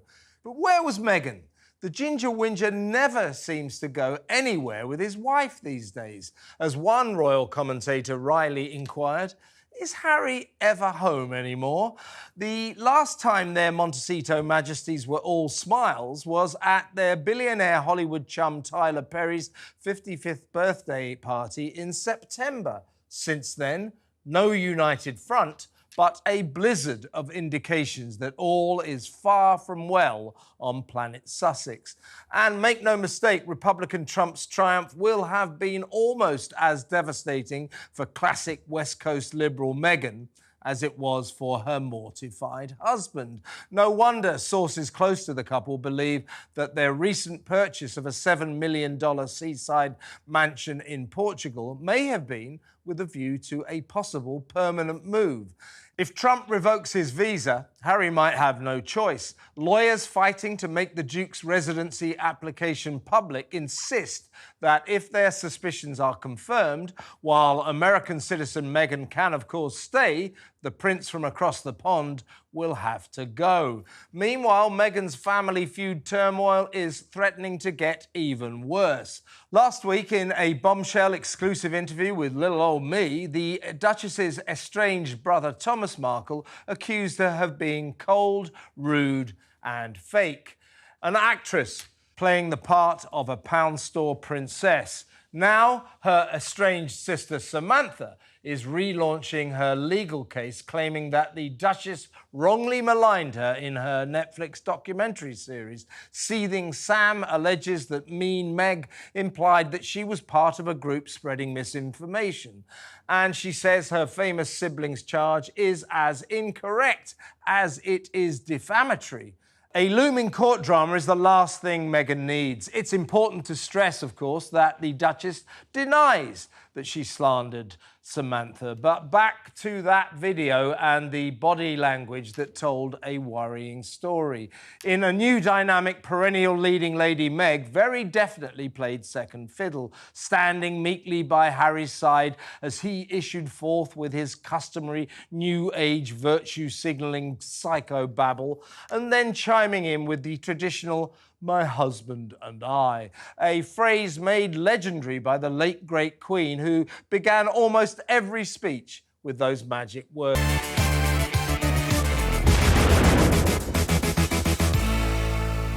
Meghan Markle's escalating bitter family feud is casting a dark cloud over her desperate desire for the world to believe that her marriage to Prince Harry remains happy and loving. But does it? Meanwhile, the Duchess's reported bid to crash in on the peace talks her husband hopes to hold with the British royals has turned them into a non-starter. As far as Prince William and Kate are concerned, if they never see Meghan again, it will be way too soon. Any remote chance of rapprochement with Harry depends on his wife's conspicuous absence. It's sunny in California, but on planet Sussex, it's shaping up to be a cold Christmas. As Samantha Markle reignites her legal bid to prove that she was horribly libelled on Netflix by her famous sister, Meghan is battling to preserve her carefully curated image as the perfect fairy tale princess. Sadly, Her Montecito Majesty is fighting a losing battle. Huge question marks prevail after Harry jetted off on yet another of his increasingly frequent solo trips, this time to Vancouver, while Meghan enjoyed a night on the town dancing with friends in LA's bohemian Venice Beach district. The Duke was promoting his Invictus Games for wounded military heroes. The Duchess was helping to plug her chum KD Lee's highbrow hippie hair products.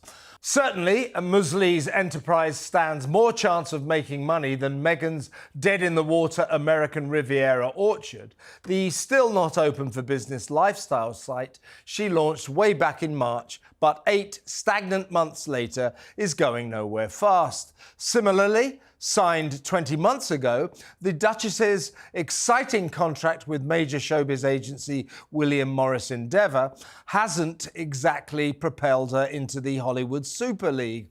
It was supposed to foster her film and television producing ambitions and transform her into a $1 million-a-time influencer. Current status: no film or TV shows in production. Her first influencer post yet to be made, which all adds up to nothing. Nada. Sadly, Harry's fortunes aren't faring much better. The recently released paperback version of his spiteful autobiography Spare is tanking disastrously. The feel-bad book for Christmas was last seen languishing at 73rd in the sales charts. The hardback Spare was a bestseller. The paperback Spare is a worst seller. And as for his uneagerly awaited Chinless Wonders horse sports series Polo, he's not even in Netflix's promotional trailer, although Meghan has managed to get her oar in with a big banner credit. Executive produced by Prince Harry and Meghan, the Duke and Duchess of Sussex. Isn't that special? What do you mean, no? Great, of course, to see the gruesome twosomes' names together on screen. Not so great to so rarely see them together off-screen. And word is that if Harry really does want a peace pact with his father, King Charles, and his brother, Prince William, Meghan's involvement will be a deal-breaker. Trouble is, the difficult Duchess is said to be insisting that the Sussexes are an inseparable double act. And she's demanding that if Harry returns to the regal fray, she has to be part of the package. In other words, as things stand, it just ain't gonna happen, unless, that is, Harry's penchant for going it alone becomes permanent. Either way, one thing is clear. Behind the gilded gates of Montecito Towers, these are turbulent times. But breaking news, this just in. Britain's migrant crisis just got worse. Meghan's irritating friend and neighbour Ellen DeGeneres has quit Donald Trump's America and crossed the Atlantic for a new life in the English countryside. Will Meghan follow suit?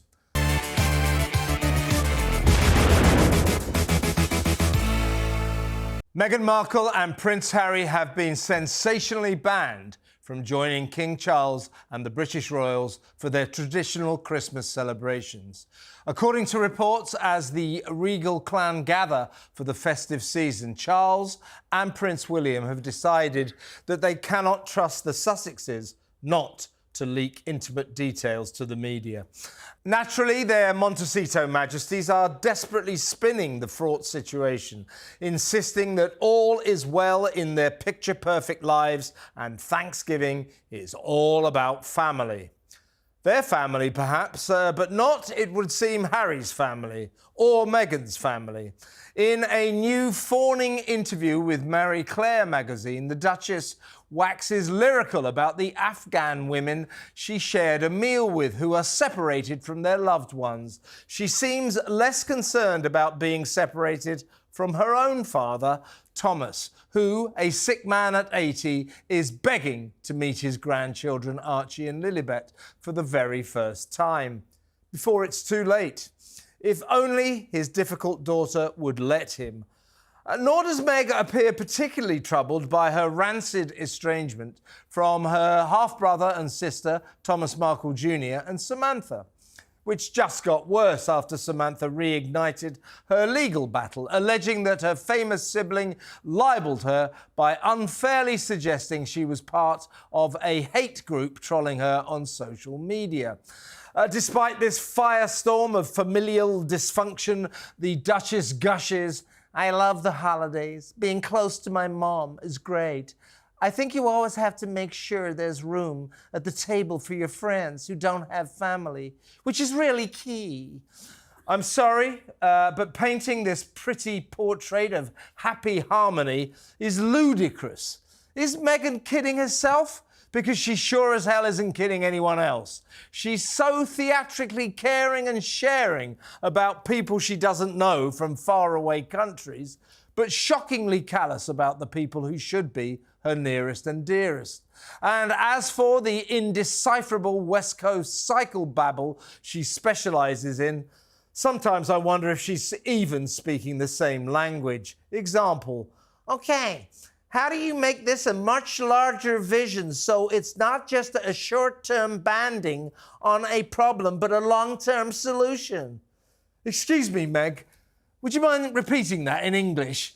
But no amount of New Age gobbledygook can explain why the gruesome twosome are spending so much time apart these days, unless the explanation is that their 6-year marriage is heading to hell in a handcart, hurtling in the same deadbeat direction as Meghan's strikingly stagnant lifestyle site, American Riviera Orchard.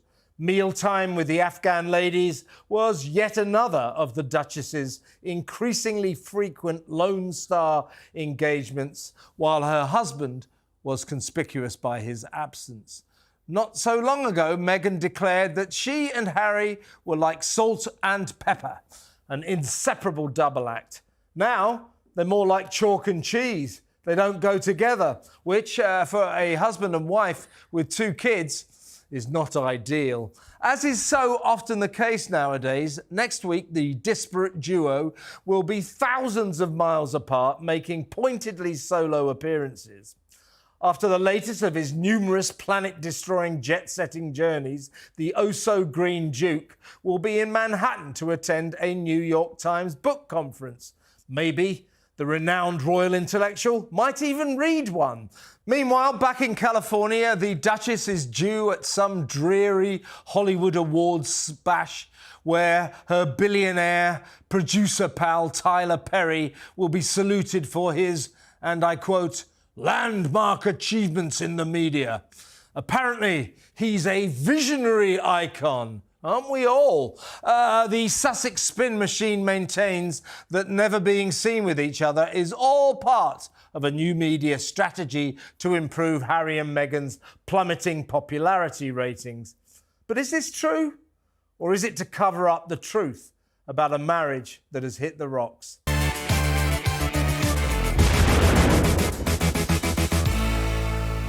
Meghan Markle and Prince Harry's rancid relationship with David and Victoria Beckham has turned into a furious feud. The seething Sussexes were stunned to see Posh and Bex among the guests of honour at King Charles's Buckingham Palace state banquet to celebrate the Emir of Qatar's official visit to London. The glamorous occasion, attended by the Queen, the Prince and Princess of Wales, Anne, Edward, Prime Minister Keir Starmer, and a glittering galaxy of elites, marked the high point of the Beckhams' social mountaineering ambitions as they reached the peak and mingled with the cream of British society. Meanwhile, reduced to forgotten outriders lost in America, a certain couple was said to be green with envy. Their Montecito Majesties were once good friends with David and Victoria. But former footballer Bex was outraged when he learned that Meghan had urged Harry to keep him at arm's length because she believed Posh was leaking stories about her to the press. Since then, the warmth between them has dwindled into a frozen wasteland. But, much to Harry's annoyance, David has gone on to become bosom buddies with his dad, the King. Both are keen beekeepers and regularly swap jars of their homemade honey. And when he was pictured with Charles at the Sovereign's Highgrove home, it emerged that the ex-soccer star had been appointed a King's ambassador. Meanwhile, Harry remains an effective exile in the United States, a country that this week he insisted he has no intention of leaving. On his latest solo trip to New York, the prattling prince told a book conference, "I very much enjoy living here and bringing up my kids here."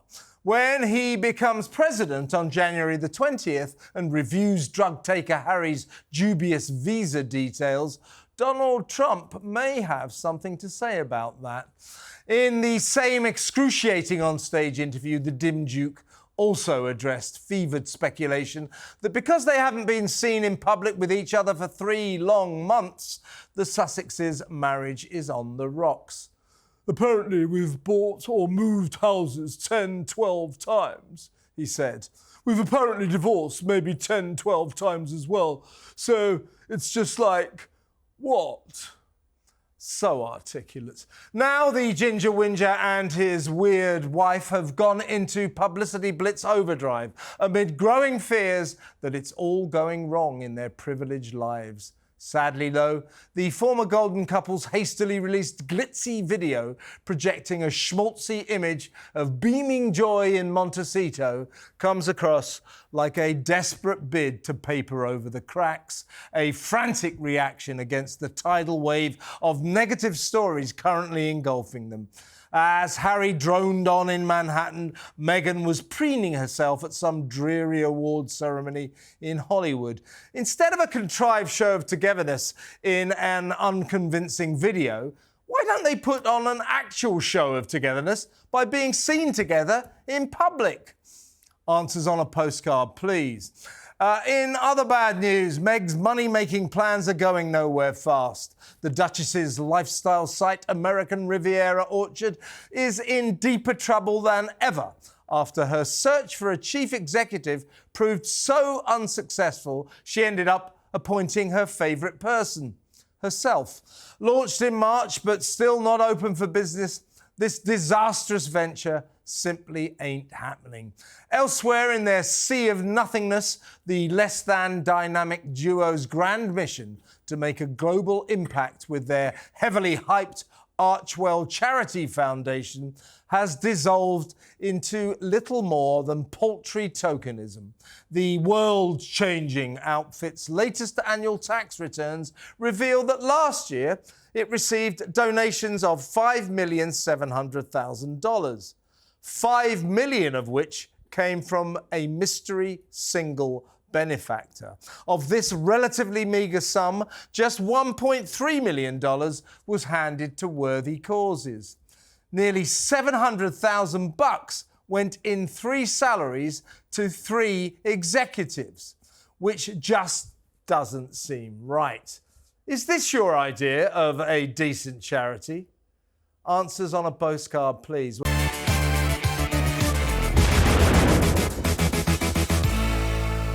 Now, let's talk about our favourite couple. They've been very active this week, have they not? Well, let's do this one by one. I mean, once again, last couple of days, you know, they've gone off separately. These solo appearances are now becoming all that they ever do. Now, Harry has sort of said, oh, these divorce rumours are ridiculous. He went to New York to a book fair and he did one of these excruciating fawning interviews on the stage where, you know, they asked questions like, Harry, of all your triumphs, which do you think is the greatest? You know, those kind of, you know, backside crawling chats.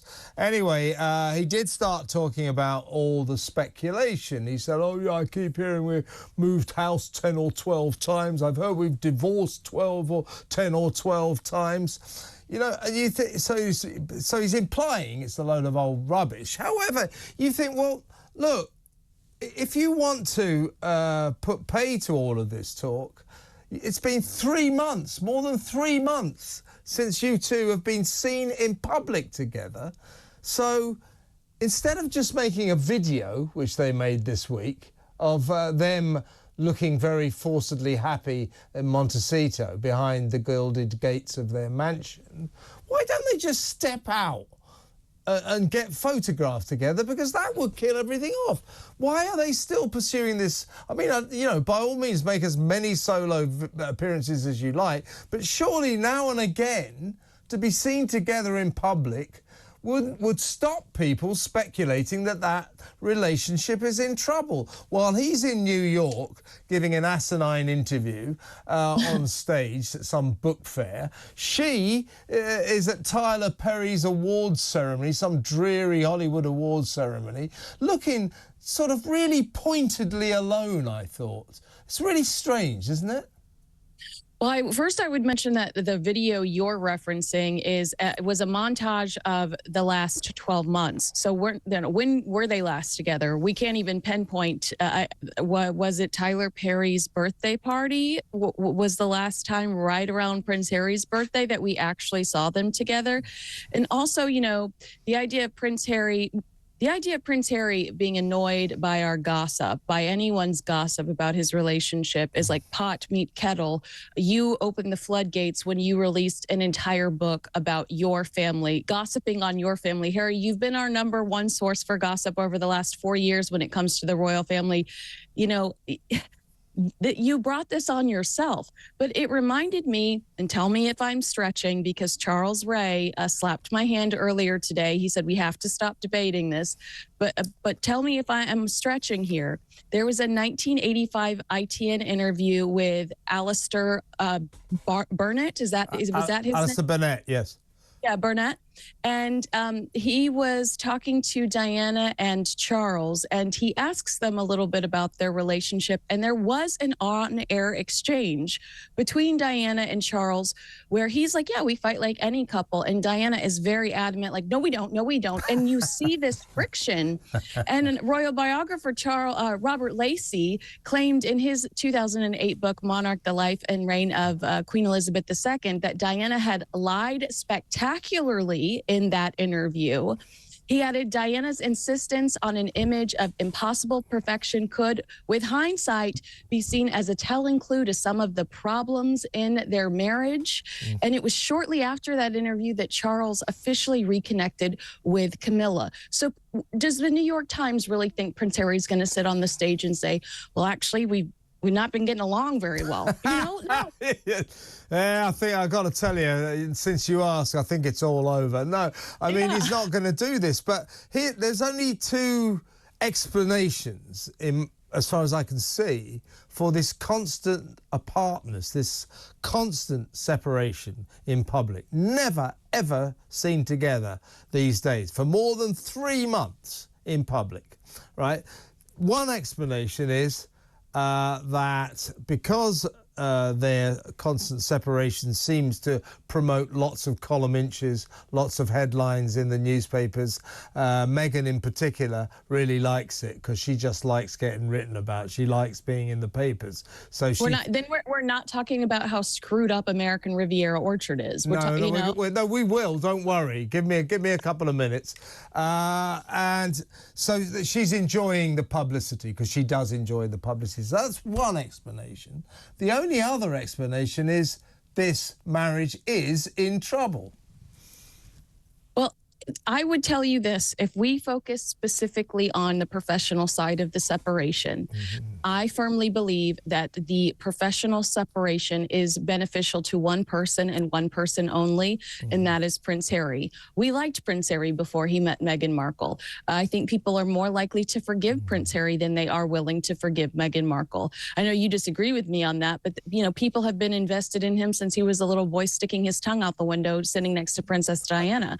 I don't disagree with you, by the way. Certainly, people, I mean, Harry has committed awful sins against the royal family, but certainly the British people, they'd find it difficult, but they might begin to forgive him, but they'll never forgive her.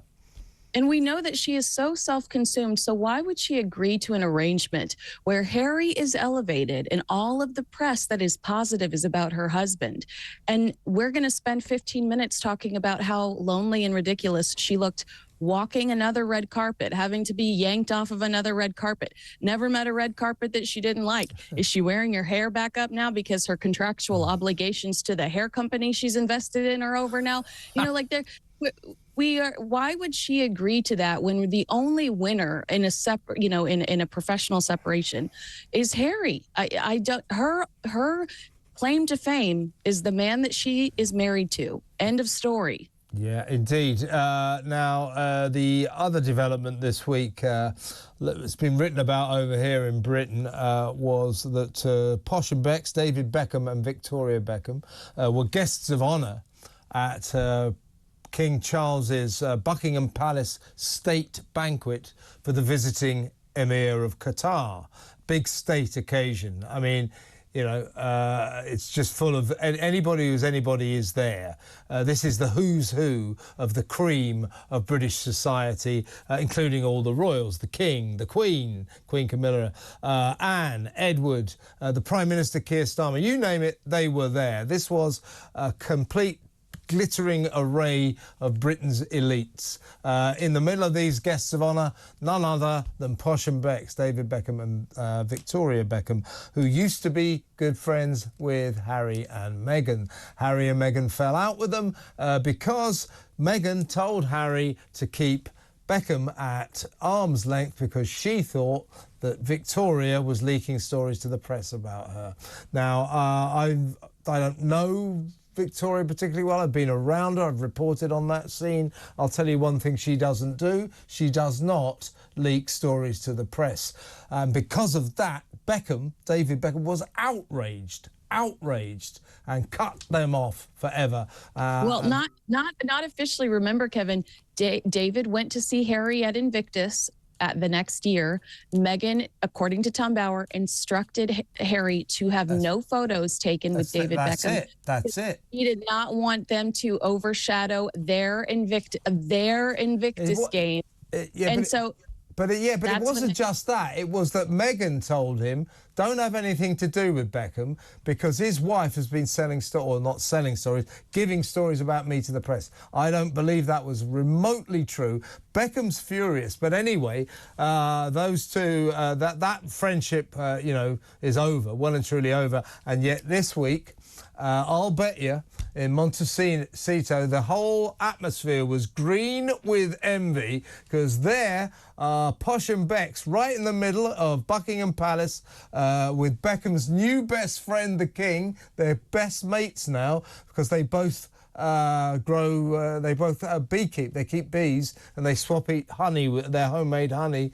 So he's best pals with the King. He's at this big event, and meanwhile, over there in exile, not mattering a bit, outriders, Harry and Meghan sitting around in Montecito. They were not happy. Yeah, David Beckham recently becoming an ambassador for the King's Foundation. David Beckham meeting with the King when Prince Harry was in the UK, and the King's schedule too busy to meet with Prince Harry. But we later saw photos of him while Prince Harry was in town spending time with David Beckham. Obviously, this is going to be a problem. And then Invictus announcing like Invictus trying to announce a slam dunk for them, I guess, announcing that Katy Perry's going to perform at the Invictus Games. And the headlines are like, oh, this is the biggest get Invictus Games has ever got. Well, you guys, I hate to break it to you, but a recent New York Post headline was why Katy Perry is 2024's biggest pop flop.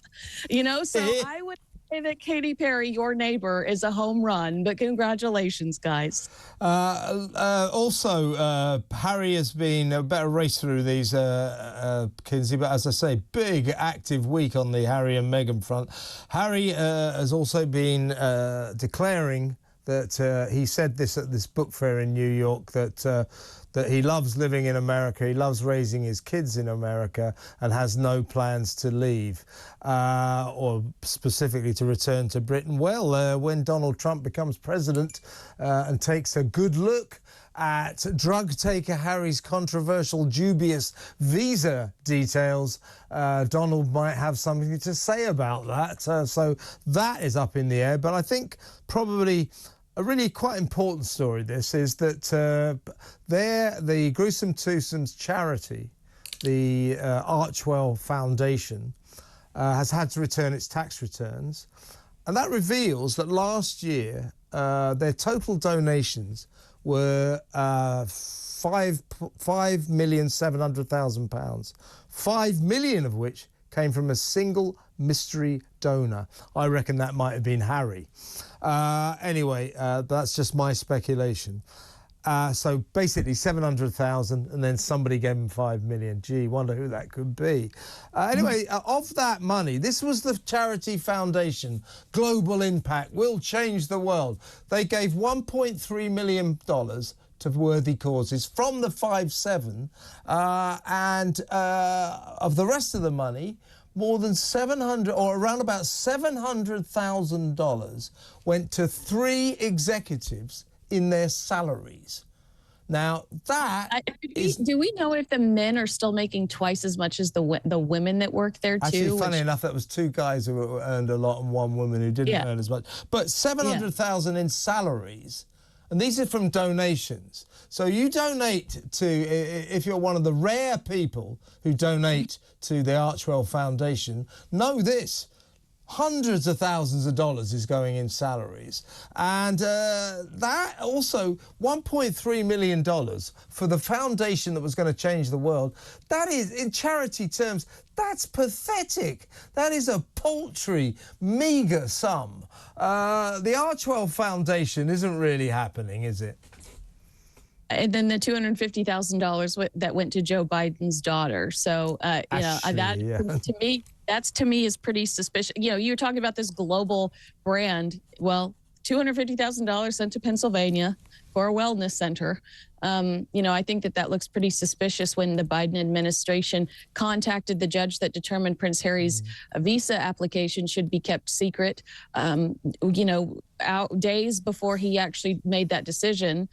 I think that is quite the coincidence. It certainly is. And very quickly, last point, we have to make this. Meghan Markle's, our favourite topic, American Riviera Orchard, still not open for business, launched in March, still not open for business. She's been desperately searching for a chief executive. This search has proved unsuccessful. She said, apparently, you know, nobody lived up to her expectations. In other words, nobody wants to do the job. Anyway, she's finally found someone to do the job. It's her favourite person, herself. Yeah. Good luck. I heard you have a tough boss. Yeah, yeah. Don't make yourself cry, Meghan, you know, like you do everyone else. I mean, seriously, that isn't happening, is it? It's never going to happen, American Riviera Orchard. They're I mean, they're in a very embarrassing position right now. And that's why you and I have noticed, I believe, that uptick in PR, whether Meghan is planting stories in Page 6 or walking down a carpet all, tan, nice and bronzed. They're trying to generate some positive press for themselves right now. They are. It gets more and more ridiculous by the day. But my God, though, Kinsey, we got through a lot there. Always a pleasure to talk to you. Lovely hat, and we'll talk again next week.